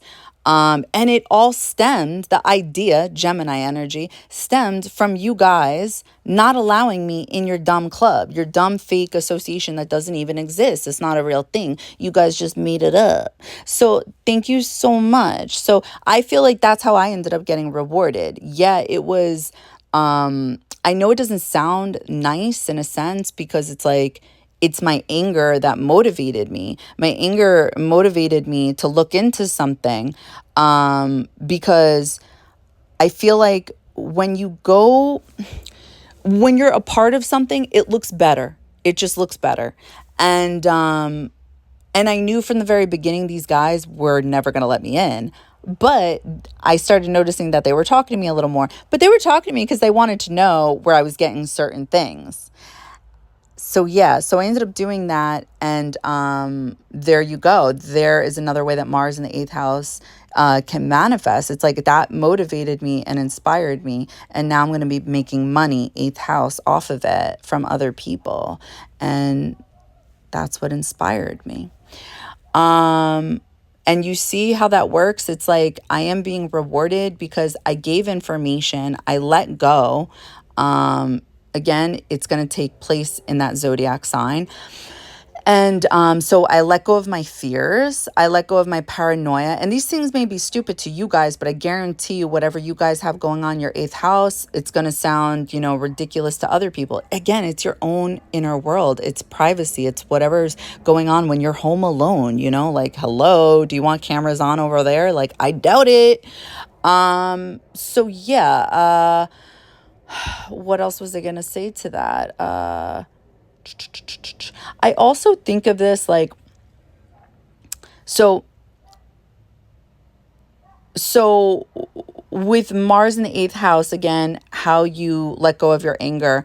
So when I see these guys, I'm still nice to them and I still help them out because in a sense, I feel like they helped me out. They ended up giving me or confirming an idea that I already had, and bringing it to the next level for me. It's like they really didn't do any of this stuff, but it's just the whole conversation and how like they thought they were sneaky when they weren't. You know what I mean? Like little things like that, that you pick up on can really motivate you if you manifest it in a better way instead of, oh, I'm not going to tell them or I'm not going to help them out, because that's how I used to be. I used to be like, oh, you know what? This person's shady, or I know what they're doing, or they would never help me. Now I help people who I know would never help me. I give information away. I give them referrals, whatever the fuck they're looking for. I don't even care anymore. People who are in my line of business, who want to do my business, no problem. Let me tell you where you should go and where you should start. I truly, years ago, I used to have a problem with this. I used to be so insulted, and nobody and their mother would understand why I would have a problem with this. One of my uncles would be like, I have, what is this business? A monitoring business. You think I'm the only monitoring business that exists? And I'd be like, no, you don't. I go, but a few things. Number one, your business is a common business. Like there's a lot of you guys out there, like a lot, and all over the country. That's not going on with mine. Mine's a bit different. It's not that common. So therefore, because it's not that common, if somebody were to open it and do it themselves, they're taking money out of my wallet, literally. And not only that, they're somebody I know and they're close to me. I go, that's annoying to deal with. And this is why I get frustrated when people ask me for such information about my business, which again, Mars in the eighth house, people feel entitled to get information out of you. And it's fucking annoying.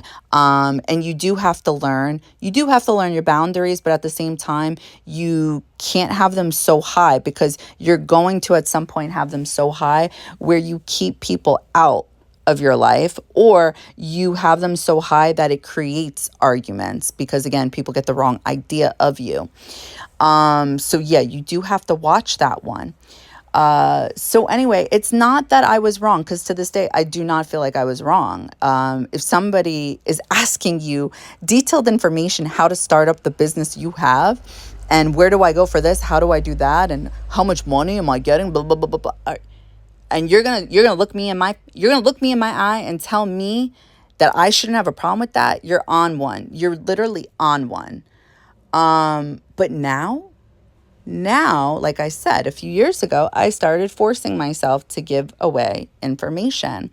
I don't care. You can ask me anything. I'll give it to you. People call me up all the time asking me for things. I'm like, yeah, no problem. Here's the phone number. You want the address? I can give you a website too. I don't care. And I'm telling you, and people really appreciate it. People really, really appreciate it. So, and I do see good things that happen. Now, am I saying your life is going to change and you're going to be a millionaire? No, I'm not saying any of that. But I'm just saying that you'll realize who you were before the world changed you, right? Getting back to exactly what I said in the beginning of this video, like I was forced, and obviously everything happens for a reason. This is all a soul lesson for all of us. The things we experience, unfortunately, you know, for some of us greater than others in horrible ways. But when I think back to how I was as a child and my father, the conversation he had with me, and it changed me forever. He definitely, like, that was his gift to me in this life, for sure. And I'm sure it had something to do with his karma with me in another life.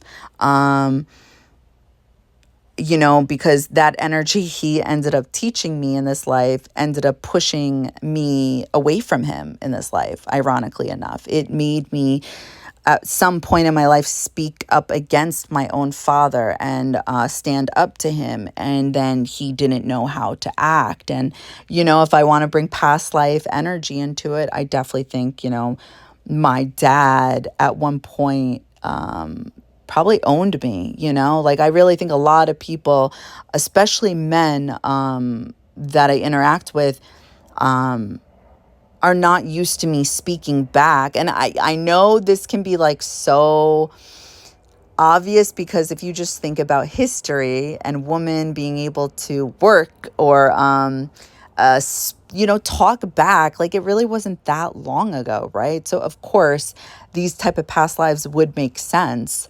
I think a lot of women experience this and the karma they're having now with men more so, and men being more in their like feminine energy, I want to say, because they've been so overly masculine in these past lives. And now it's like opposite sex are like, what the fuck is going on now? And I do think 1000% a lot of us are dealing with that type of karma. But I think it's so interesting how that ended up happening. And I guarantee you guys can find that somewhere in an area in your own life. And it's just funny because I think about it sometimes and I'm like, and I know we all have that free will, right? To be who we want to be or who we don't want to be. But I just think to myself, like, you created this. This is, and you don't like me, like, or you don't like this, but this is who you wanted me to be. And obviously, I'm not being too logical there when I say that, right? Because I'm sure when I think about the responses or how I've spoken to him or like what we were arguing about, it wasn't 100% what I'm saying right now. But to some degree, at the end of the day, I stood up to him, and that is what he taught me, and that's where the argument stemmed from. So yeah, I do think I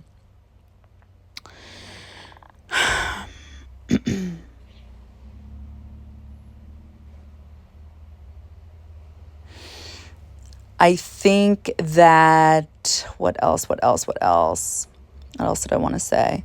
The confidence that's gained. Oh, wait, no. Now I remember what I wanted to say. I'm sorry. So you have to remember who you were before the world changed you, right? So when I think back to who I'm slowly like going back to, it's not that I'm changing back to this 4 or 5-year-old little girl. It's that I remember like her sweet essence, like her sweet energy. And that is when I felt my happiest, because I was genuinely happy being pure and sweet to people instead of like having to shield myself because who is going to hurt me next? Because unfortunately, with this type of placement, this is what you're feeling and you know it's coming. And I'm not saying don't protect yourself. Like, definitely protect yourself. You have to protect yourself, but don't lose yourself at the same time. And I know that's hard, but that is part of your karma. You have to figure it out. You have to balance it. Because if you don't, and you're two Mars in the 8th house, you're going to be hated. You're going to be disliked. You're not even going to like yourself, and you're going to have conflicts internally because Mars is your internal world. So you've got to be careful with that one. I think also this is the confidence is what I was going to say. Like, I always think about people always saying like, oh, Mars is a competitive energy. And I just like, I never see it. I'm like, yeah, like in my own life, especially as an Aries, I'm like, yeah, no, definitely not. But when I'm thinking of myself in my life and when I'm trying to get myself to move on something, because I'm a procrastinator, but other people usually don't see this side to me. They're always like, no, not you. You're always doing. And I'm like, no. It took me, I literally took me either days, weeks, or months to get to this, whatever I just completed. You didn't see the agony behind closed doors. 8th house. Like, again, this is our internal world, and you have a planet that is talking about action, right? So how does that possibly manifest? Think of it.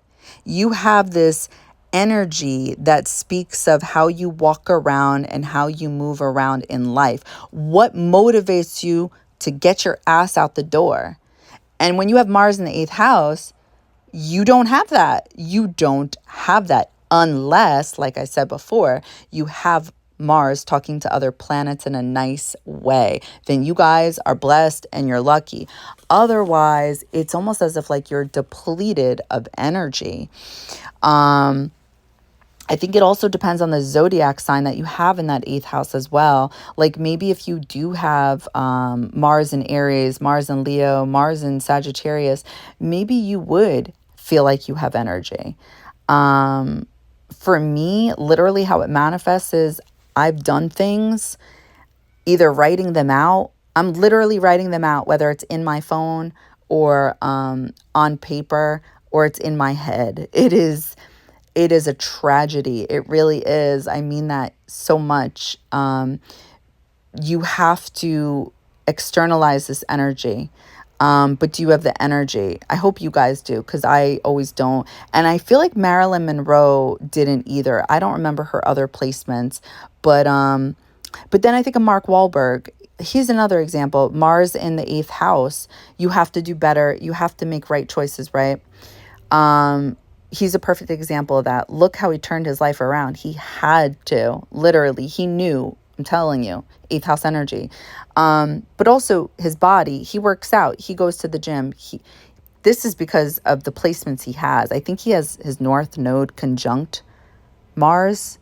I believe so. I already forgot. But I know he has Mars in Aquarius. This is a very competitive energy. So yeah. But yeah, so my point there was I don't believe that Mars and 8th house people, again,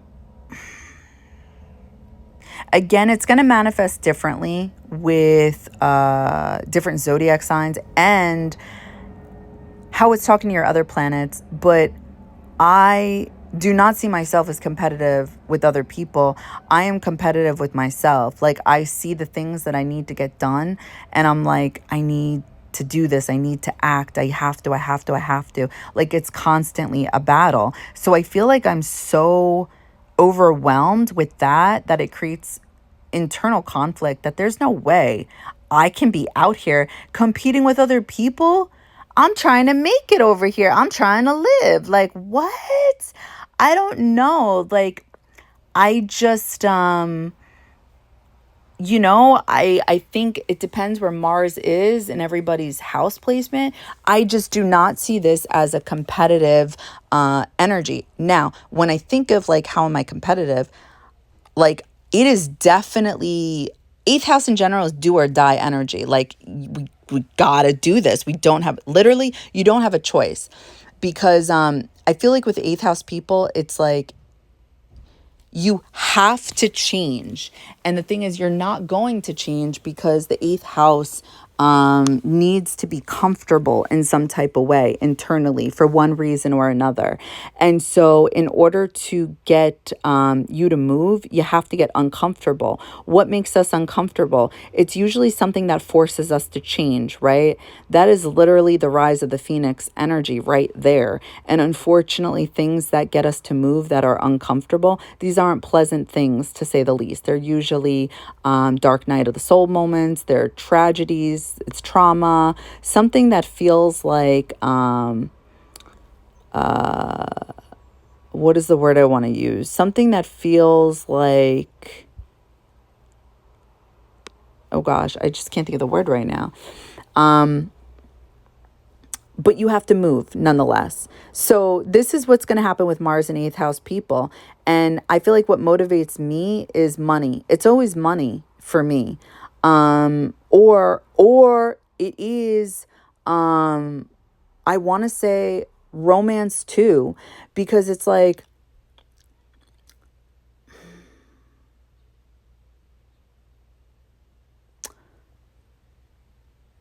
with endings in relationships, like this is how I used to say it.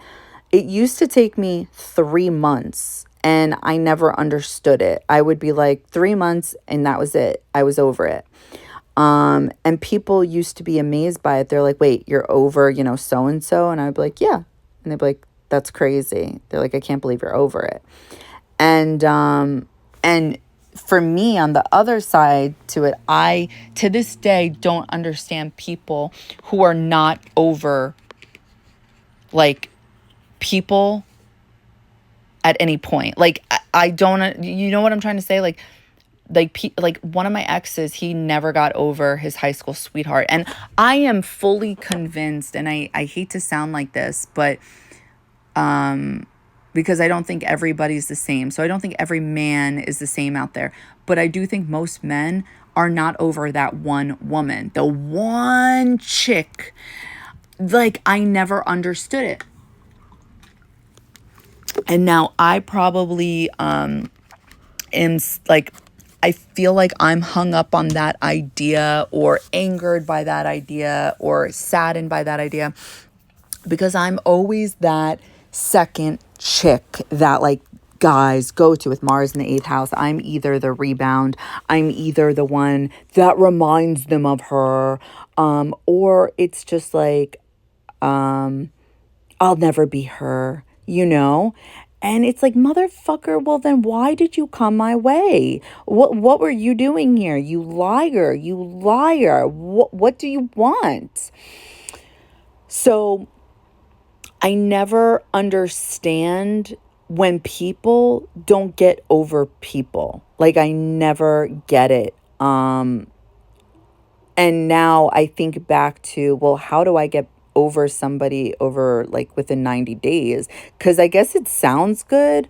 And obviously that's not going to sound good for the people who don't even linger over anybody, right? Because there's definitely people out there like that too, where they're like, oh, no, I'm already over that person. I'm dating so-and-so.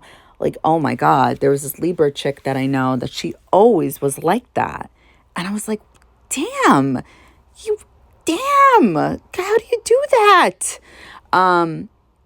But for me personally, those 90 days were torture for me, and they were horrible. Literally, the world knew how I felt, and it was literally like a death. Eighth house energy, death.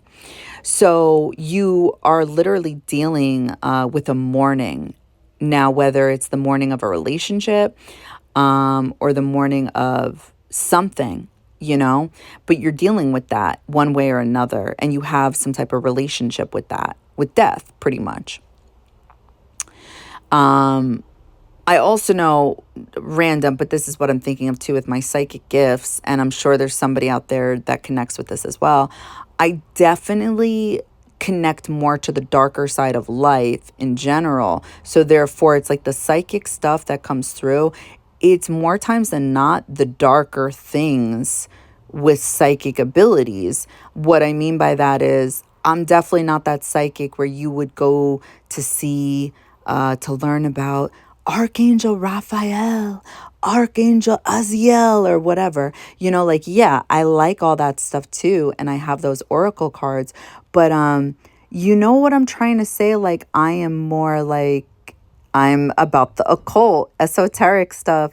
I like that stuff because to me that resonates more on a psychic level with the things I'm able to channel. I'm constantly channeling, and I don't feel like by choice, but by what I'm being shown, which is the darker things. And this is definitely because of my eighth house planets and, what's going on there. I also think of like, I know I just changed the topic, but I don't want to lose this thought. But I also think of like, if you have Mars in the eighth house, unfortunately, this is again, you're attracting drama into your life. It's a very dramatic energy. So, usually you have stalkers. There's something going on with obsession. Now, I definitely see this as being our energy too. It's not just people being obsessed with us, but we are definitely obsessed with the people that like we're intimate with or we're dating. For sure, for sure. I don't doubt it. And this is why I always say in the videos that I upload, don't stalk people online. Like, don't do it, because I know better than to do that shit. I know how my psyche will go. It won't stop. So I'm not even going to do it. It's done. I'm not going there. And I really like, if you guys can with willpower do the same thing, I would highly suggest it. Otherwise, you're constantly going to be in that loop. And it's funny, I never looked into it. I wonder what Mars is talking to that makes me able to do that. And then I don't even think about it. Even random thoughts, I'm like, nope, not thinking about it, because I know where that can go. However, I notice the guys I attract, they're not able to control themselves 100%. Or at least they're not able to control themselves as well as I am. I think they're able to control themselves better than me with other things, but not really. I just think they're more hidden about it. And I guess because I'm an Aries, what you get is what you see, like it is what it is. But I feel like, again, Mars, the masculine energy, the people you're dating, there's something more hidden about them. That's another thing too, man. Oof. There's hidden things about these guys. These are the guys that are on those shows. I'm telling you right now. Those are the guys. God, what were those shows in the 90s? Mysteries? The Mystery Files. Oh, these are them. These are the guys with the hidden apps. These are the guys with the calculator apps. These are the guys that are, it's just scary. I don't know. But they got 2 lives, okay? You only met one life. So I don't know what's going on in their second life. But yeah. So because of the drama or the type of dramatic people you attract into your life, I know I've gotten this for a fact where people have tried to get, and not just guys, okay? I'm going to just be real about this, psychic readings about me. And I'm like, this is funny because I'm boring. Literally, I'm doing nothing. There's not a thing going on in this life. But when you're Mars in the 8th house, people feel that you are. They feel like something, like they want to know. And it's like, dude, fucking nothing. Literally, nothing is going on. I feel like there's random moments where there's something, like I have a story. There's always an interesting story, but it's just that. It was a story that was like 5 minutes of my life, and it's probably a funny story or something crazy, and that's it. But yeah, so my point to saying this is that when you attract these type of people, I've learned that with psychics, they either, now this is definitely because of my other placements that I have that protect me, but it's like the things they see, and I've also channeled this before too, it's like it's never good. It's like they usually don't have access to me is what I pick up on. And I like that. That's protection, and that definitely has to do with my Jupiter in my 8th house. But if I were to go to just Mars, I'm going to say that people would see the conflict in your life. Like, I remember one time, because of Uranus and how it's placed in my chart, I do this thing where I like to test out like the psychic things I see or downloads, or I like to see how other psychics work. And I'm like, are you real? Let's see. Or sometimes oh my God, I sound so weird. I like to see what will they see. So let's see. I don't know. Maybe it's me being insecure. I don't think so. I think this is how I like to have fun. Pisces, 5th house, but whatever. Maybe not.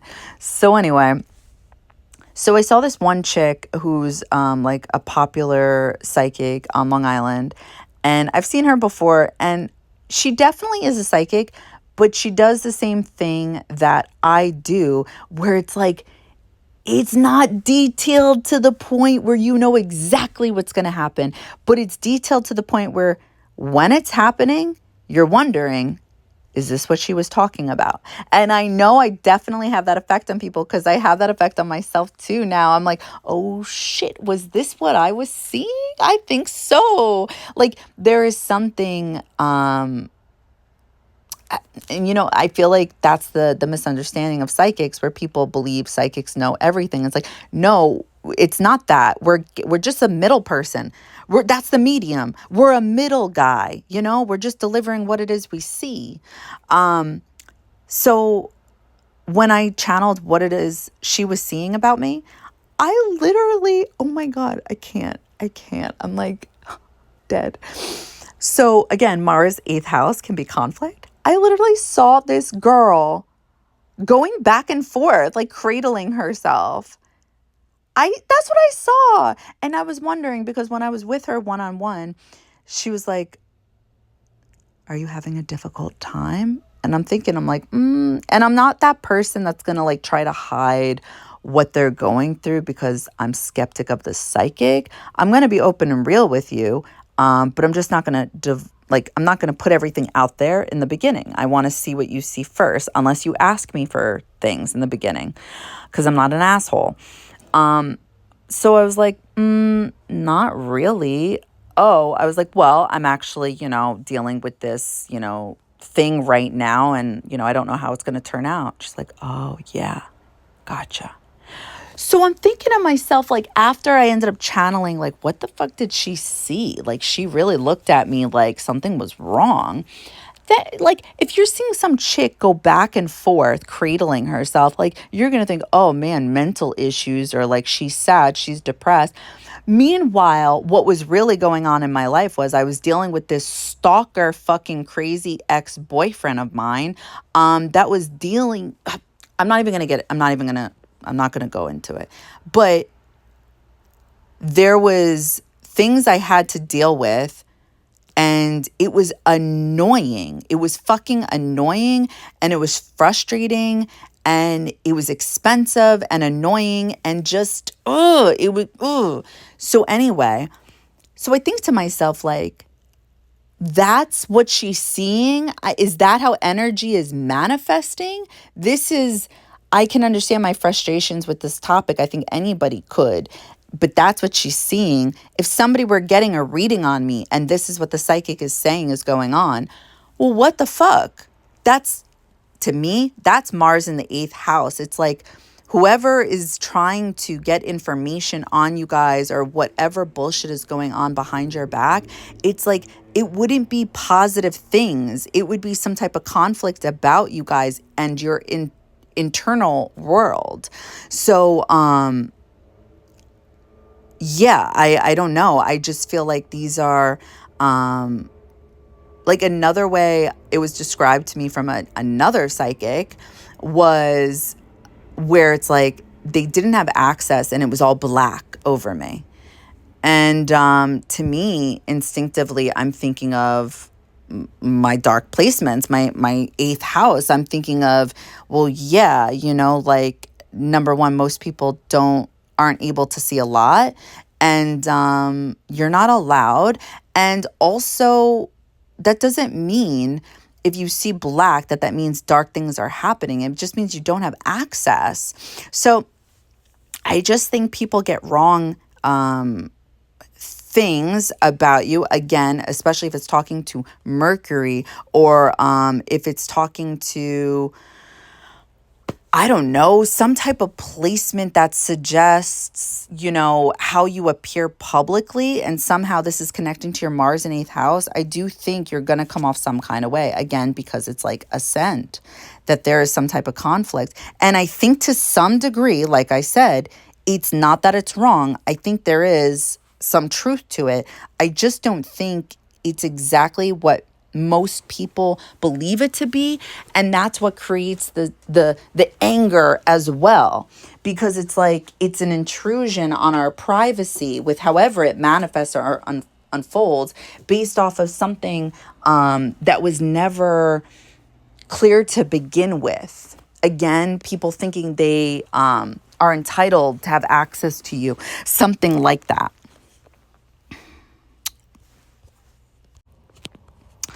I also think that when Mars, the way you move around in this world, is in a psychic placement, it means your body is feeling something about physical things as well. So, like I said already, it's like you guys will know when things are going on behind your back. You'll know to some degree when things are happening internally inside your body. But I also feel like literally this will manifest where people try to harm you. I know since I was a little girl, I experienced random crazy shit, which made no sense. I think at least 2 or 3 different people tried kidnapping me. And I know that sounds like outrageous, but this is what Mars in the 8th house can potentially do, especially when it's not talking nicely to other planets. And it depends what planets and what houses they're talking to for crazy shit to go on in your life. But when you are in touch with your, like, for example, again, if Mars is also talking to psychic placements, besides 8th house being a psychic energy, obviously not everybody's in touch with their own psychic gifts, right? So if Mars is talking to another, like, a psychic planet, I want to say, this will help you intuitively feel when something's wrong with somebody you're talking to, or if somebody has bad intentions, or literally if you feel like, so for example, I can feel words like Gemini, again, Mercury. I can literally feel the words run, run, go. So I've been in situations like that too, where I know I need to go.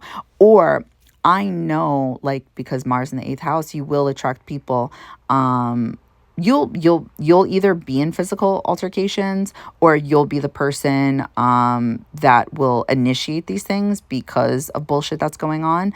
So definitely I am able to tell, like, who not to fuck with, like, physically, and who I could definitely take on. Like, I know that for a fact. Oh, no, I shouldn't say that. I shouldn't say for a fact. But I can feel very strongly certain people I can fight and certain people I can definitely not fight. And I also think when Mars is in your 8th house, there is some type of crazy strength that just, that you are capable of.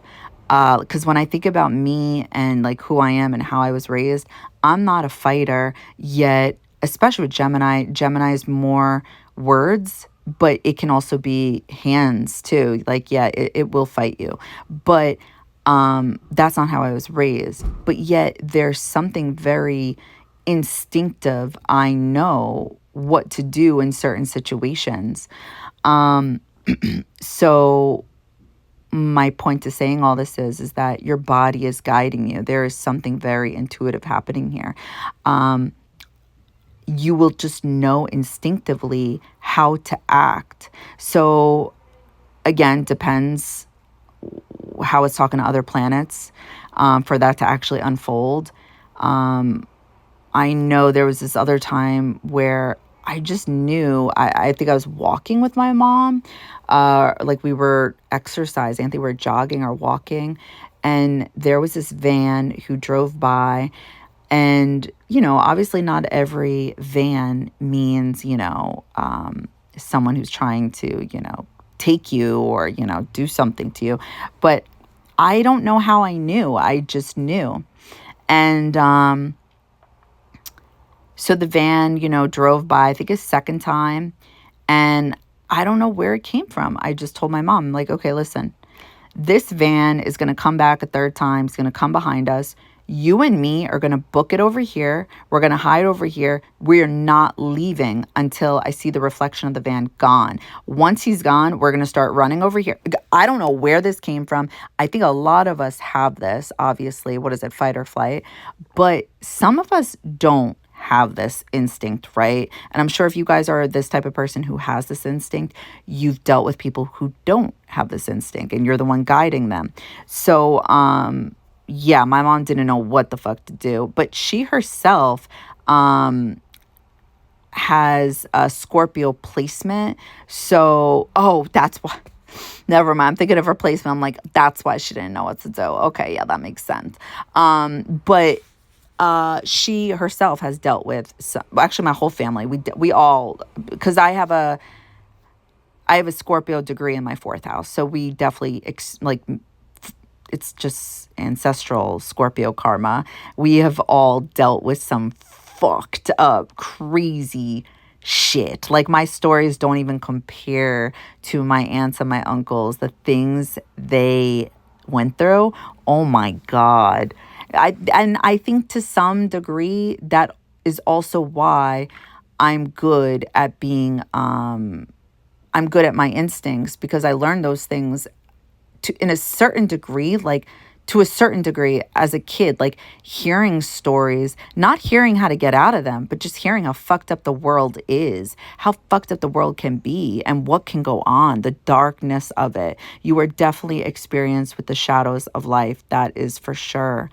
But yeah, I just think of invasions, whether it's people trying to get, resources from you, your mind, your body, your soul. They're just trying to get something from you without your permission. That's what I don't like about this energy, unfortunately. And the type of people, again, depends on that zodiac sign. So what else would I want to say about this? So for those of you that resonated with the whole being able to instinctually know what to do in these type of situations, yet having no type of lifestyle or prior experience to things like this, yet you just know what to do. Obviously, like I said before, I think because Mars, your body, action, how you move around in the world is in an intuitive house. That's what's doing it. You are literally being guided. It's just coming to you. But also, I'm going to say, since Scorpio energy, the 8th house is talking about past lives, like your past life karma. I'm thinking that for some of you, what you're dealing with here is the reason a part of your mind is connecting to past life memories and instinctually knowing how to save yourself this time around. Because I think for some of you, and this isn't going to be all of your stories, for some of you, you probably did die in some kind of way that was traumatic, and you probably have some type of past life trauma that's still with you. And it's like, when these 8th house things happen, especially things that are Mars in 8th house, I really feel like that part in our mind that is connected to our soul memories, that glimpse for us that we are not fully connected with, but yet brings something conscious to us, is like, Oh, hell no. Like, not again. We're not going out this way. Not in this life. Like, I swear to you guys on everything. This is always what I feel, even before I realized I was psychic. Like, when these shitty things, Kylo, leave that alone. Sorry. When these things would happen, I'd be like, no, no, no, no, no. We're not going through this. No, no, no. Like, there is such a, Mars is passion for sure. So yeah, but there is a reason why we have the planets in the houses, in the zodiac signs we do. Not only is it like our karma that we're paying back in this life for a past life, but it's also to help us in this life with past life karma. It's not necessarily that it's all bad stuff. It's like things we can overcome because we have experience with this in some way, somehow. You just kind of got to remember and trust yourself. And definitely Mars and eighth house people, you got to trust your instincts and realize the things that are intuition, but also not intuition, I would say. Things that are possibly potentially paranoia. I think also there can be a lot of premeditation that goes on, not just like other people with you, but also you guys with other people, with situations. Again, it's going to manifest with whatever zodiac sign it's in. And it all stems from those intuitive downloads as to what you know is about to happen.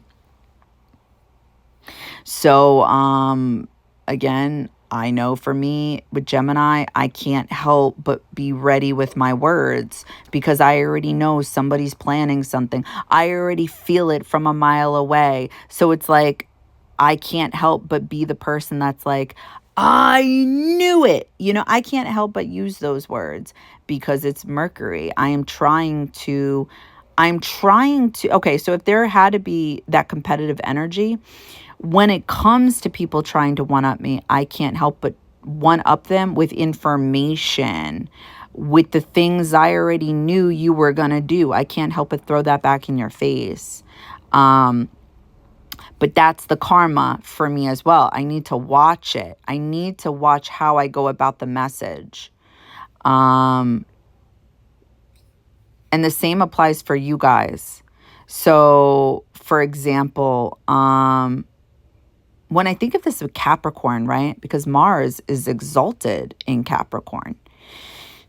But it's in eighth house now. It's in a hidden house. And let's say Mars is talking about sex here or the people you attract. So I'm just thinking to myself, like, are you, like when you're arguing with these people, are you arguing about, like, are you bringing to their attention something about their status or throwing in their face like how, like what money means to them or what status means to them? There's something psychologically, it's a psychological warfare. That's what I want to say. That's a good one. Doesn't matter what zodiac sign it is a psychological warfare. And I feel like that is literally the worst kind there is because that's what they're doing out there in real time in war. I forgot what they're calling this, but maybe it is psychological warfare. But that's what they do to their when they get you. Oh my God. And that is literally what they tell you regarding the eighth house, that if you're going to attack, right? If you're going to attack, when you think of a scorpion, right? You got to just do it right then and there. You got to just exit out right then and there, because if you don't, it's going to be like the moon in tarot, where that scorpion is watching in the water and it's lurking and it's waiting and it's just waiting in order to get its prey. And that's what I think of with this energy as well. So you got to be ready when you know it's coming your way. You can't help but premeditate. That's why it's a premeditating energy.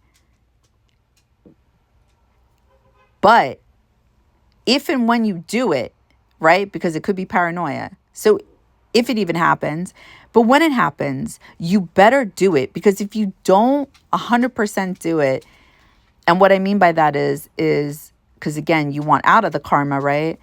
if you're not 100% real, it keeps it going because it's eighth house, it's Scorpio energy. So you have to get the Scorpion 100%. Otherwise, that Scorpion will go after you, is what I want to say. And so with these quote unquote victims, right, it's like they're so bruised, but if you didn't like quote unquote finish the job, they're coming for you. They're fucking coming for you, is what I want to say. So yeah, you want to be honest, you want to be nice, you want to be real, but you also want to be firm and confident with this placement as well. You don't want to lean into too much energy of like, you don't want to go too far with the fighting, with where it can go, especially in this house, but you also, you want to have respect for yourself, and you want to have a backbone, and you want to make sure things end. So yeah, that's another thing.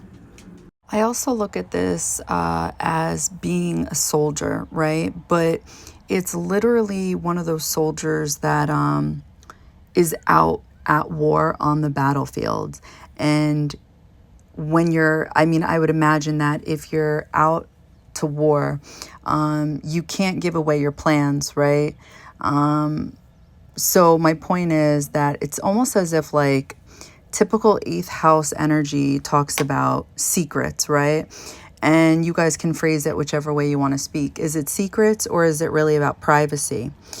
So there's always a strategy here when it comes to either arguments, fights, or, like military-like things, or things that feel like war, things that feel like fights, things that make you feel like you're being attacked. Now, whether you really are being attacked or not, and I mean like verbally, or it could be physically, that's up to your discretion. But I'm just saying that this is when you keep your plans to yourself as to how you would be attacking. So you see how that works by law of attraction?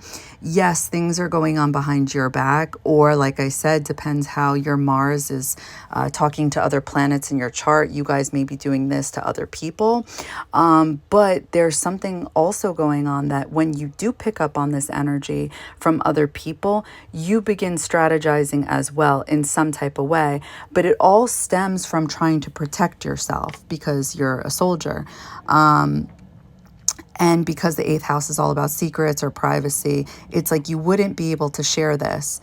So, and if you are sharing it, it's like it would be in the form of that zodiac sign that your eighth house is in. Okay. So I think that's something I forgot to mention as well. So I think of like for people who, like I said before, the eighth house is definitely a psychic house, but there's definitely a lot of people out there who do have gifts who don't have access to their own gifts. Whether it's because they themselves are typical Mars and eighth house people in the negative way, which I definitely believe. I believe that while we're here on earth, and it's not like to be preachy or like religious, I'm not like trying to go there. I'm just saying like think of like typical morals. Like if you're not a good person, you're not going to get access to your gifts. And even if you see people that you believe aren't good people who have access to their gifts, I guarantee you they're just probably eighth house people and you probably are misjudging them. Happens to me all the time. Or I think that maybe you're seeing a certain side to them. Happens to me all the time. So I think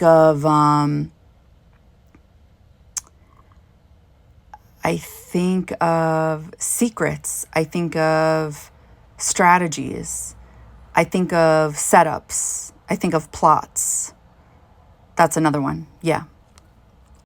I think also for like anybody who does have gifts out there, like for the ones who don't get visions, like they're not able to channel like that, but they're deeply connected with their intuition and it guides them.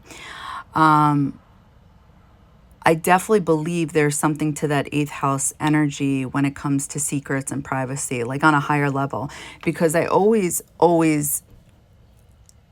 think about this when it comes to the psychic journey, that the hardest part about it is I always feel this need to stay quiet about certain things that I feel are about to unfold. And I say the word I feel because I don't technically know. Even if I do know, it's like I don't really, because things could change, or maybe I, do something and then it changes the outcome, because those things can happen. But there's something to the psychic journey where you feel so strongly that you are not supposed to say things that you know are about to happen, or certain things that you know about people plotting against you or people talking about you. It's like, it's almost as if, I almost want to say like it is fated, because even if we're not consciously aware of it or not, we are allowing what is supposed to happen because we are supposed to karmically experience whatever it is. And obviously apply common sense with that one, because that's gonna not feel good for everyone out there. But I almost wonder, because I definitely have channeled that before, where I'm like, I don't think I'm being paranoid about this. There's always this part of me that wants to be like, I know this is what's going on. And yeah, it definitely has something to do with me doing that at certain times in my life when I was younger and people like shutting it down.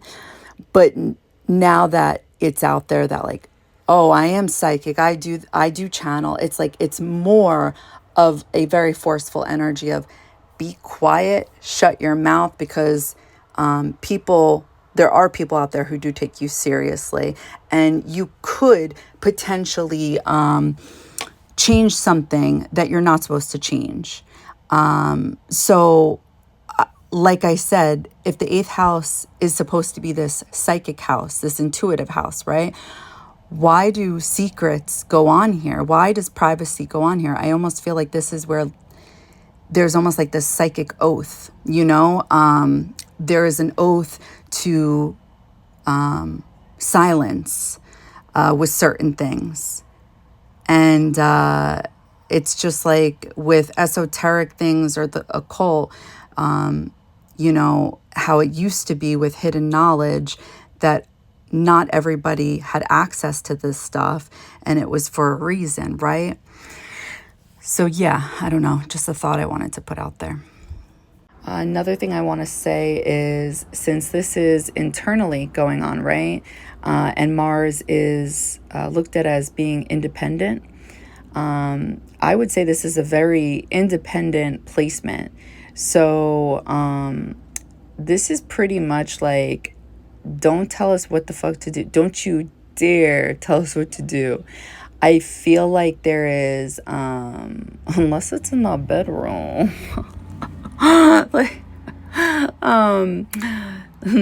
just kidding, but I'm not. But no, seriously, this is definitely one of those things where it's like, we're gonna have problems with people who tell us what to do. We do not like this shit. We do not like it on anything. Wait, on everything. Whatever. Yeah, very independent. There's definitely, but that's also part of the karma too, because it's like we have to free ourselves, right? There's something we're supposed to transform about our fucking Kylo. Sorry. So yeah, as I was saying, there's something about being independent, not liking what to be told what to do. But we have to free ourselves from that, because there's something kind of like what I was saying before, like what is ours to keep to ourselves, and what should we be sharing in order to have that deep intimacy, to have those deep connections. In order to have those deep connections with people, you got to share a part of yourself, right? So there's something to that in regards to freeing yourselves as well.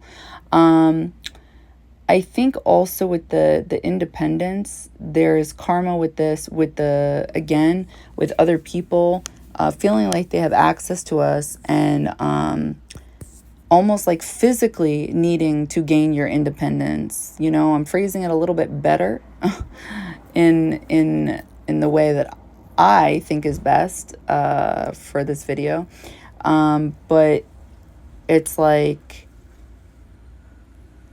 there's definitely something going on. Like, I remember when I was younger and when people used to put their fucking hands on me, like to fight, that shit would just drive me crazy. Like, how like there is just something so more like much more personal when your Mars is in the 8th house and somebody lays a fucking hand on you. I think these are the people where they're able to give you the look of death. Because if you put your fucking hand on my body, if you touch my fucking arm and we're fighting or like we're not getting along, I'm going to give you one glance, and that glance is going to tell you everything you need to know to remove that fucking hand off my arm if you want to keep it. Like, guys, you already know what I'm talking about. You know what I'm talking about. So yeah, I also look at this as, I think I said this already, I'm not sure, confidence. Definitely confidence. Yes, I see this as being like conflicts as well within yourself, but I definitely see this as confidence. Like, you are able to overcome the conflicts. Every time I'm able to, I can't tell you guys enough. Like, I just think it may manifest differently for you guys. For me, I have an immutable sign. So I'm able to, at some point, I have to laugh off the darkness. I have to. So, and it helps me. And a lot of people don't understand dark sense of humor. But if you guys have Mars in the 8th house, I highly suggest you guys trying to gain a sense of humor when it comes to the dark side of life, because you have to. Otherwise, you're going to stay mad about the injustice of things that happen to you guys. And I will tell you right now, if you have Mars in the 8th house, there is an injustice definitely going on. And it's because you agreed to it. Your soul agreed to it in this life. So yeah. Because if you think about it, right, if what's happening, what I said earlier, is that you are allowing the people you hurt in a past life to hurt you back. And as long as you are karmically fair in return, right? And if you're open and you're honest, then therefore it's like, not that the karma dies with that person, but it's like it's over. So therefore it's like the full effect of this Mars in 8th house that could potentially happen, it doesn't end up happening in a negative way. It ends up happening in a positive way where you transform this energy. You transform the way you move around in the world. And that's by transforming your inner world first, right? If you transform internally, then your external world will change. Another one I can't believe I forgot to mention is, so we are the karma for men we attract. So the guys that we date or the men that we sleep with, you know how I mentioned earlier how like they'll never forget us, or, you know, they're always like, they could potentially be like, I don't understand what it is about her, blah, blah, blah.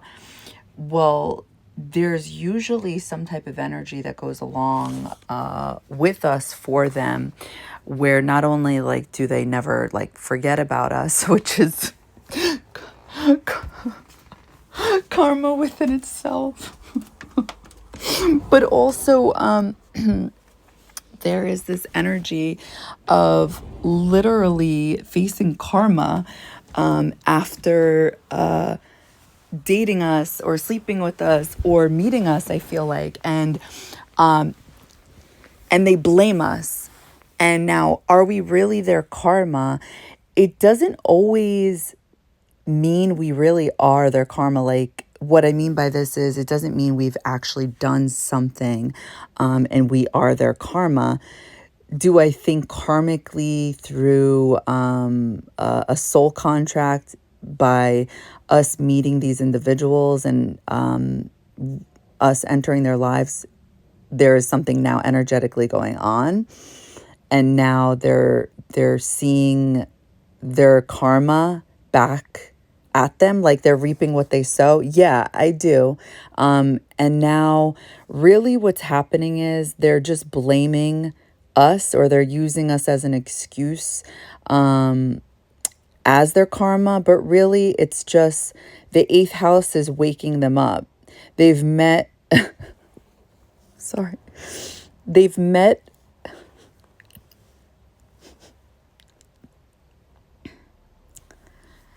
they've met an eighth house person, and, you know, that's not easy, right?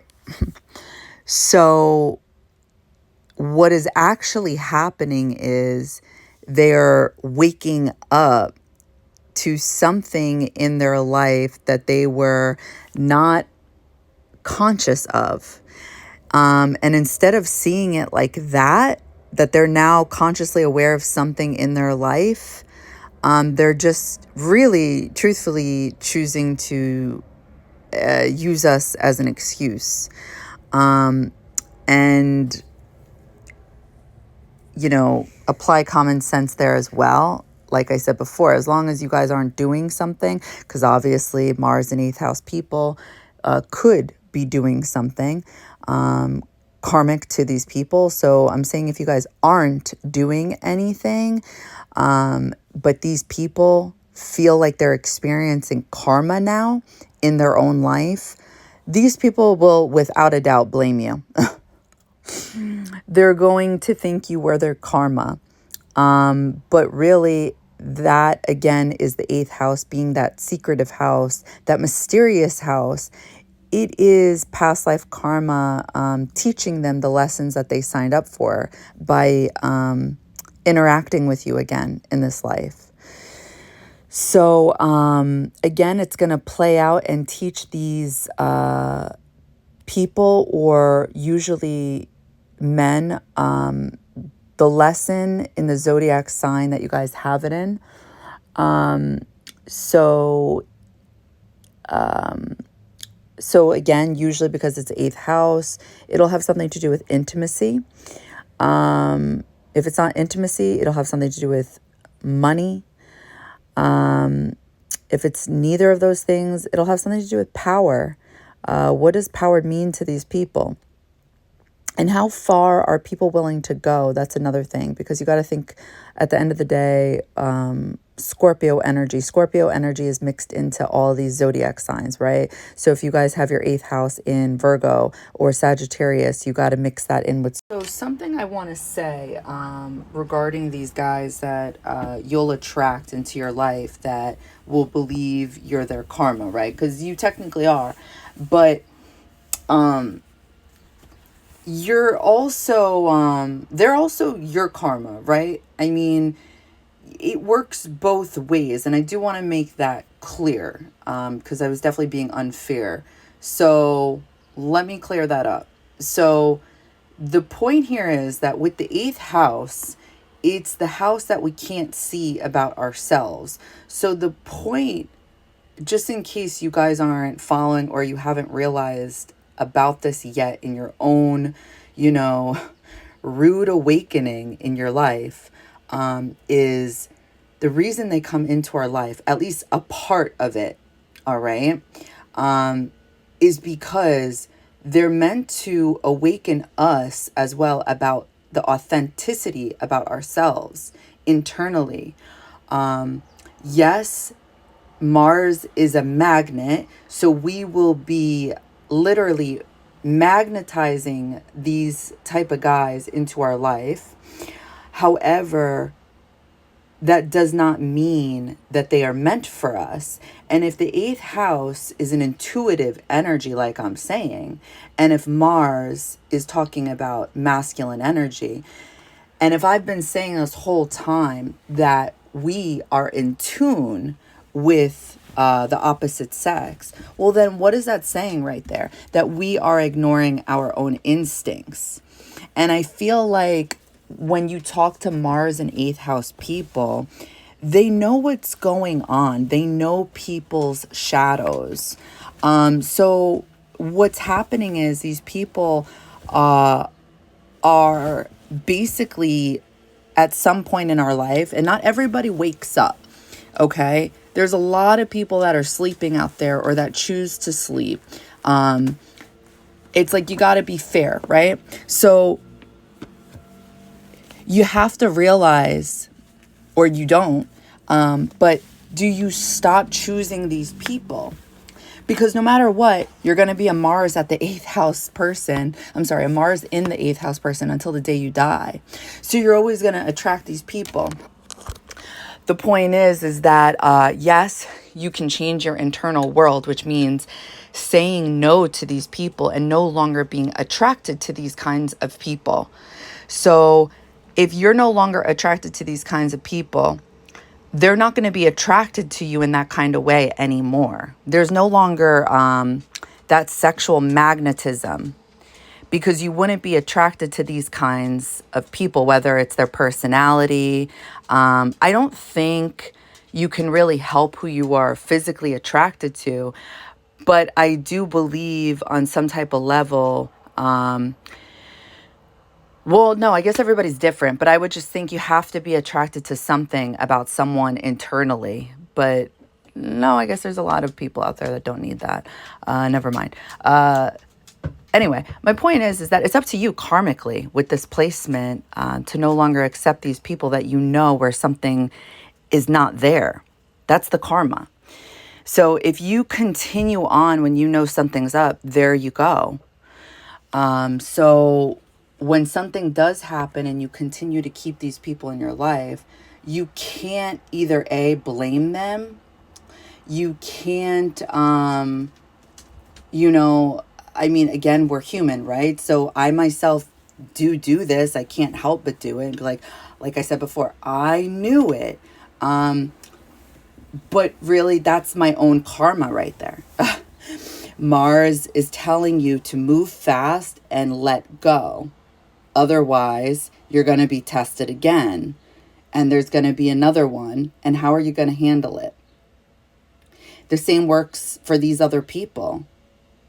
So I just want to be clear there. And so, like, how do you get out of this, right? And I already just said it. You got to stop allowing these people in your world, like in your inner world. You got to stop, whether it's dating these people, sleeping with these people, entertaining these people.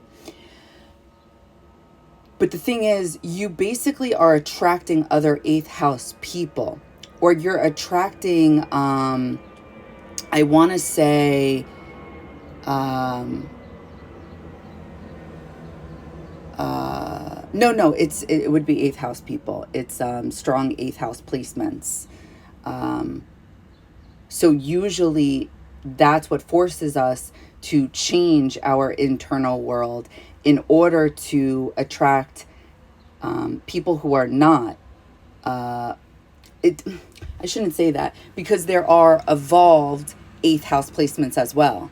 So the point to this, sorry guys, there's either the evolved version or the unevolved version with every house and every planet, every zodiac sign, right? So with the eighth house, it's more of a power trip. You're magnetizing people who want to control, who need to know. This is also the karma here with being forceful with you, pushing you to really step into your own power in a very authentic way, because Mars is real, being real. Get real with yourself, internal world. Realize who you are, forcing you to realize why you attract the people you do, and what are you going to change about yourself. And it's like, what really resonates with you at the end of the day? Is it these people? Because if it is, do you enjoy getting hurt? If so, why? And that's also what takes you back to childhood and trying to get deeply psychological in order to fix things, in order to do better. So yeah, that's another thing that will force you to get very like take control in your life in a very evolved way to take back your power, so you stop magnetizing people who are very forceful in a very unevolved way, Mars, who feel entitled to get this type of to get stuff from you, whether it's sex, whether it's your mind, just because these are things that you may not be in touch with about yourself. And these type of people are picking up on it because, again, you are attracting, like I said, eighth house people, which means they are somewhat intuitive to a certain degree, which means that they are in touch with the fact that you are keeping something to yourself. However, they're going about it in a forceful way to get this stuff from you. So whether you're withholding sex, withholding your mind, your body, your soul, they feel entitled to get these things from you. And these things force you guys in return to realize these things about yourself, because sometimes you don't even realize that you're withholding this from them. So it makes you realize, what is it about you that comes off some kind of way? Or what is it about yourself that these people are picking up on? Because you'll realize it's not just one person, it's two, it's three, it's four. And it makes you want to learn about yourself.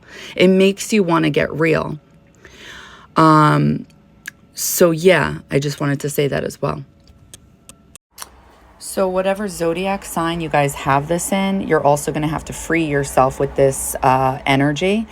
And also whatever house this would traditionally belong in. So I think of maybe if it's in Libra, I would think there's something going on about freeing yourselves in relationships. Potentially, that may be one way it manifests. Like you attract people who are trying to, dominate you guys or force you guys to do things. Or maybe like partners who don't choose you guys or are constantly unsure of their own feelings, right? Or maybe cheaters as well. If it's like Mars and Sagittarius, I'm thinking of like you guys would have trouble with your freedom. There would be some type of conflict is my point, what I'm trying to say. Like you would literally have conflict because it's going to take on the positive and the negative manifestations of this, and wherever that house would normally be as well. So it's going to be conflict with the 8th house Scorpio energy mixed in with, let's say, Sagittarius and 9th house energy. So you would have conflict with potentially people telling you what you should believe in, what you shouldn't believe in, what you should believe and what you shouldn't believe in. You would maybe have conflicts with traveling. Maybe you guys would be very, what's the word? Like you wouldn't have a belief system, or like you would have some type of problem with religion, like you would be very angry with God, or you wouldn't believe in God, something like this. And it would have something to do with, the conflicts that you experienced growing up. And this is also, again, connects back with what you guys have to free yourselves from. Because there's something that happened that took you away from who you really are and how the world shaped you. So it's almost as if you guys are being controlled from things outside of yourselves. And Mars is talking about independence. So you have to free yourself from these beliefs and from almost like your own shadow. But again, you're going to have difficulty seeing these things because it's the 8th house. Another thing is you're also going to have difficulty seeing this, or some of you who are very much in touch with these things, you're going to realize that these are also the conflicts you cause upon others. Now, whether you're intentionally doing it or not, it doesn't matter. These are like, so again, if it's in a Mercury sign, it's like you would cause others mental conflict. No matter what zodiac sign it's going to be in, again, it's like psychological problems, like psychological warfare. So it would be mental conflict. You are experiencing mental conflict, or you're experiencing relationships, like conflicts with relationships. If it's in Libra, you would experience conflicts with money if it's in Taurus, or conflicts with the things you guys value, the things you guys own.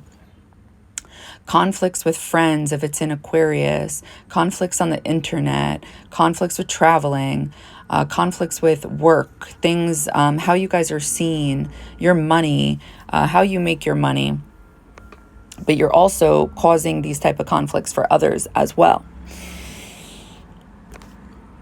I also think you're going to see a deeper storyline play out wherever Pluto is, wherever your first house is, and also wherever Aries is and wherever Scorpio is. Just my personal opinion.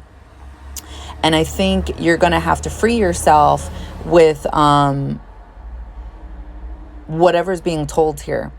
So what I mean by that is, number one, it's like there's something going on, like I said before, with sex or money. You're going to have to free yourself from being attached, because 8th house is talking about attachment. So you guys may be very much attached to the people you guys sleep with, or it could be the people that sleep with you could be very much attached to you guys, right? And then it could create some type of there could be arguments, fights, or, like obsessions, stalkers, things of that nature.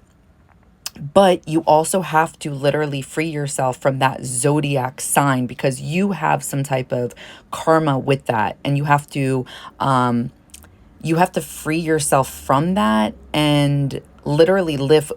This is going to sound stupid, but live with that zodiac sign. So I think about like when I was a child, and I do believe that when you are,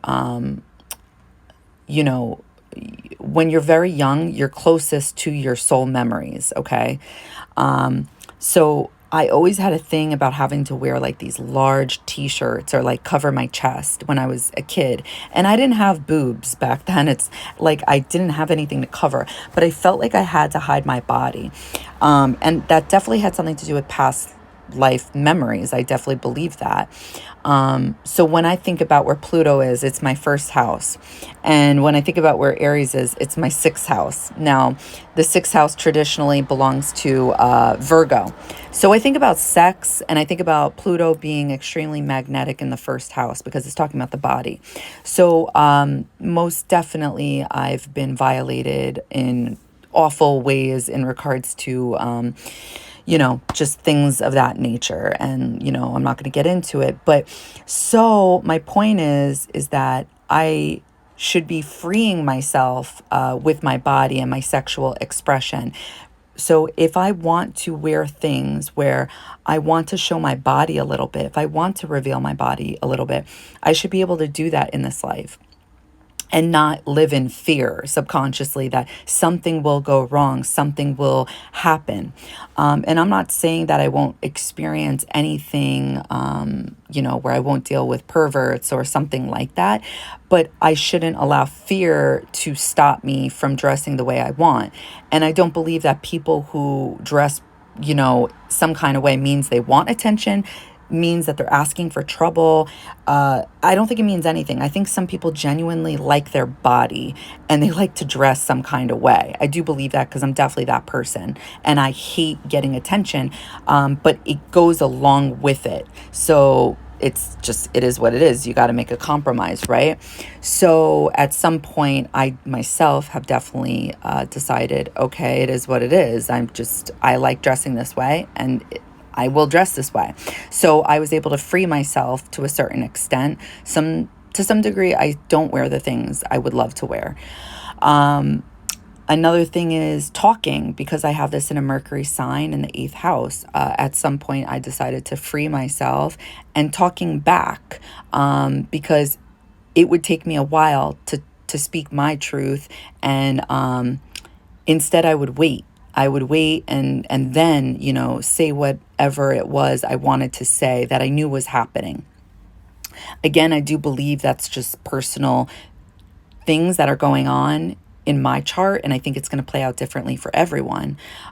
It's kind of like people who like have or like are attracted to people with red flags, and you don't understand those people, right? They go back to those people or they attract those people.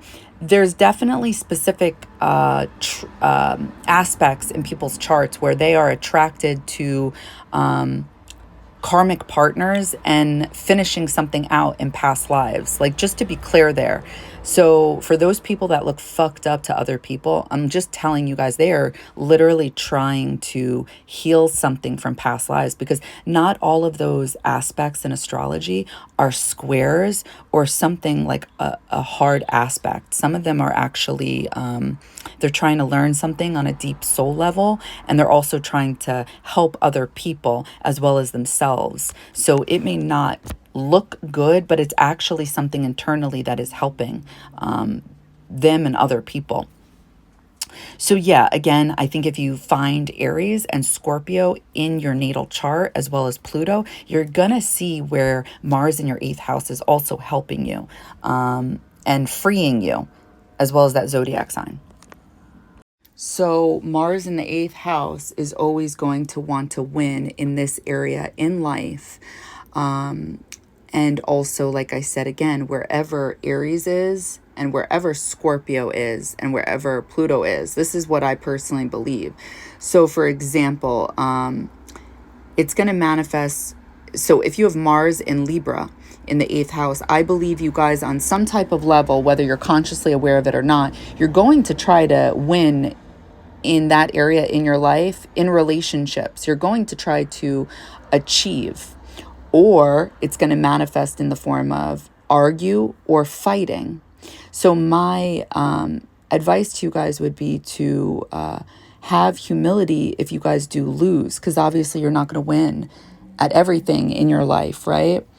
So since it's in the 8th house, it's going to take things personal, and it's going to be deep, no matter what zodiac sign. I don't care if you have it in a fire sign. I don't care if you have it in an earth sign, an air sign. You're going to take it personal. But again, you're going to have to, the point of Mars being in the 8th house on a soul level to learn is to move on fast. Okay. Cut your losses and don't hold on to the anger. Don't hold on to the pain. Yes, I know on some level that is everybody's lesson, right? But when it's in the 8th house, it's on a deeper level. So cut your losses, move on. But yes, you're going to want to win in, whatever zodiac sign. So I think with Aries, you guys may want to win at transforming your body. You guys may want to really have one of those, I don't know, amazing bodies. Or you may really want to win when it comes to achieving with sex. I don't know. Gosh, I don't know. I can't think of other examples, ironically enough. Or I think, for example, for me with Aries, I have this in the 6th house. So I think of it in several different ways. In my mind, it's definitely all mental with the body because it's not physical. But I think of work. I'm always like, yeah, I gotta achieve. I think of words, like I try so hard to communicate clearly, and it's like then I try to overachieve. I keep repeating myself, and then it's just a bunch of words, so then I lose, and then it's like you got to eventually cut your losses, and I'm still working on that. But you see how that manifests. You're still constantly trying to achieve. So there you go. I think of also random, but surgery, because this is talking about something sharp. So I think of, with Taurus in the 8th house, I think of the throat chakra. So I think of having to have surgery on your neck or your throat. I don't remember if the neck is 100% Taurus. I don't remember what that is, but nonetheless, that's how that would manifest as well. Having to have surgery at some point, potentially. Or having accidents because you move too quickly. So whatever zodiac sign you guys have it in, you want to think of the original house it belongs to. So if you guys have it in, I want to say Virgo, for example, I want to say that you guys may get hurt at work or doing things that are Virgo like cleaning or organizing or going to the gym, working out, how you take care of your body. You may get hurt during sex. I don't know. You're moving too fast, trying to be too perfect. There's definitely something up with that. But I just think of also cuts. I think of, and it's all based on moving too fast, or it's based off of that zodiac sign, how you're going about it. So it's usually, since Mars is a fast energy, if it's in a fast zodiac sign, it's like, okay, you're probably getting hurt a lot physically, Mars, because you're not paying attention. There's something up with that as well. And also just a reminder to everyone out there, I'm sure you guys know this, but maybe you've forgotten, that you are somebody's Mars in the 8th house. So yeah. All right, so let's get to the channeled messages. I'm going to go over this briefly. Otherwise, these would be videos within themselves, which maybe one day I will do. All right, Mars in Aries in the 8th house. I see headaches. I see cuts. I see, how do I want to phrase this one? Just being violated in the sense that people feel like they can physically touch you. So if you're walking away, I basically see like a man grabbing your arm and, saying like, where do you think you're going? That type of energy. I see you guys being a sex magnet. I see you guys attracting pigs who are willing to pay for sex. Mars and Taurus in the 8th house. I see this big square, which makes me think of a block. And then I'm seeing all this light outlining the square, which makes me think that there's this breakthrough at some point in your life with this type of energy. And what I'm picking up on is that there's this change as to how you guys see things based off what you're driven to do in your life. Like, what drives you in life? Are you working hard in life to get material things? Is it to pamper yourselves? I think at some point, and this isn't going to be for everyone because I don't think everybody wakes up, but there's going to be deeper things that end up being more important to you in life, like family or love. There's other things that end up bringing happiness to you guys, that drives you. I see you guys being able to intuitively see men through your heart. I also see heartbreak with men. I see happiness with children, ironically enough, but I believe that goes back to what ends up driving you in life. Yeah, those are the things that came through. Mars in Gemini in the 8th house. I see mosquitoes with tons of eyes who want information from you guys. I see kiss my ass energy, and then this attracts people to you. I'm also picking up on listening to other people and taking notes. I then see you guys looking skeptical behind you, but it's dark behind you and I see no one there. But then all of a sudden, I see people putting words into your mind, but behind your back. And they're doing it slowly. So the energy was pretty much like intentionally trying to plant seeds in your mind. So it's like they're playing, they're trying to control you by doing these like, maybe they play mind games with you guys with their words. Mars in Cancer in the 8th house. Anger around not getting nurtured. Fighting, wait, I said that weird. Fighting the past and the present. Feeling stuck in timelines that you have difficulty getting out of. I see you guys turned upside down in a canoe and then rocking it back and forth just to breathe. But then you turn it over just to let it sink. And you do it calmly too. There's no reaction. It's like the energy I was getting is like you already know that you're going to be sinking in this canoe.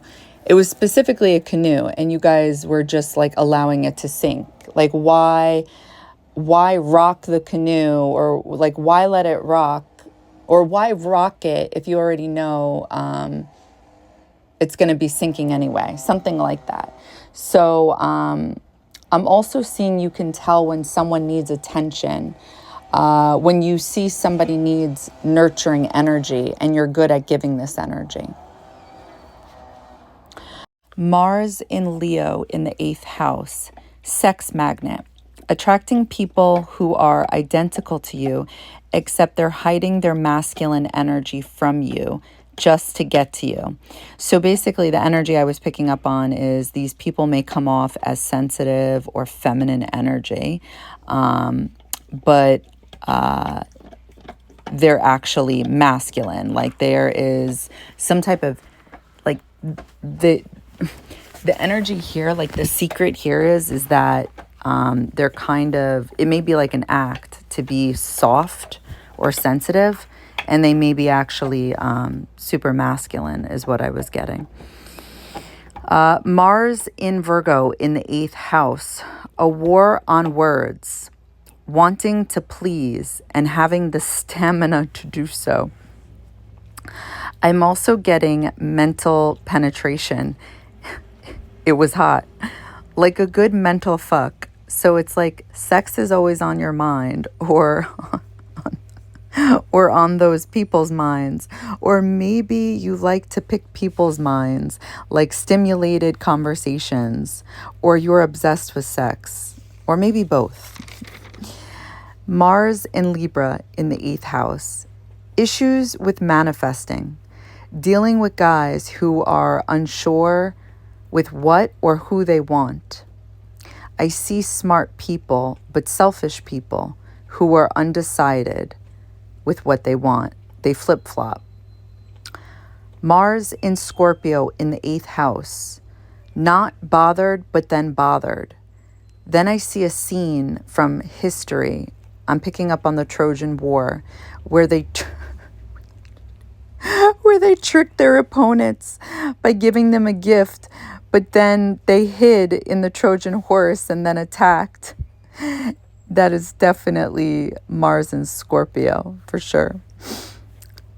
Mars in Sagittarius in the 8th house, sex magnet.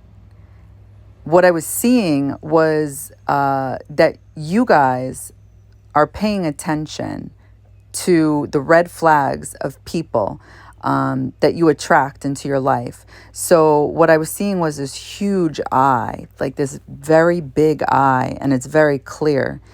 And the second you see a red flag, you get rid of these people. And it's funny, actually. What I saw was, I felt like I was picking up on Capricorn energy, because it's like I see you guys kick these people down like a flight of stairs, and down the flight of stairs, it's like fire, like away they go, away they must go is like the energy. And then the scene changes. I'm seeing like you guys angry at the universe. It's almost as if like the energy I was picking up on is like you guys felt like the universe sent you these people. Something like this. It was interesting. Mars in Capricorn in the 8th house. Obsessed with the things you want and willing to go after it. Happy people who are seen yet can be hiding their deeper feelings. Big dick energy, or maybe you guys attract people with big dicks. I don't know. But you know what? now that I'm thinking about it, since Mars in Capricorn is exalted, I feel like these people would like go above and beyond at work. So it's like they would be overconfident. So it really could just be big dick energy. I don't know. I've never been with a Capricorn, but you tell me. Mars in Aquarius in the 8th house. I was getting manifestation energy, like you guys are the genies in the bottle. I can't understand my handwriting. I don't know what I wrote. But then I see multiple partners who are all different from each other. They're all extremely analytical and taking notes on you and obsessed with you.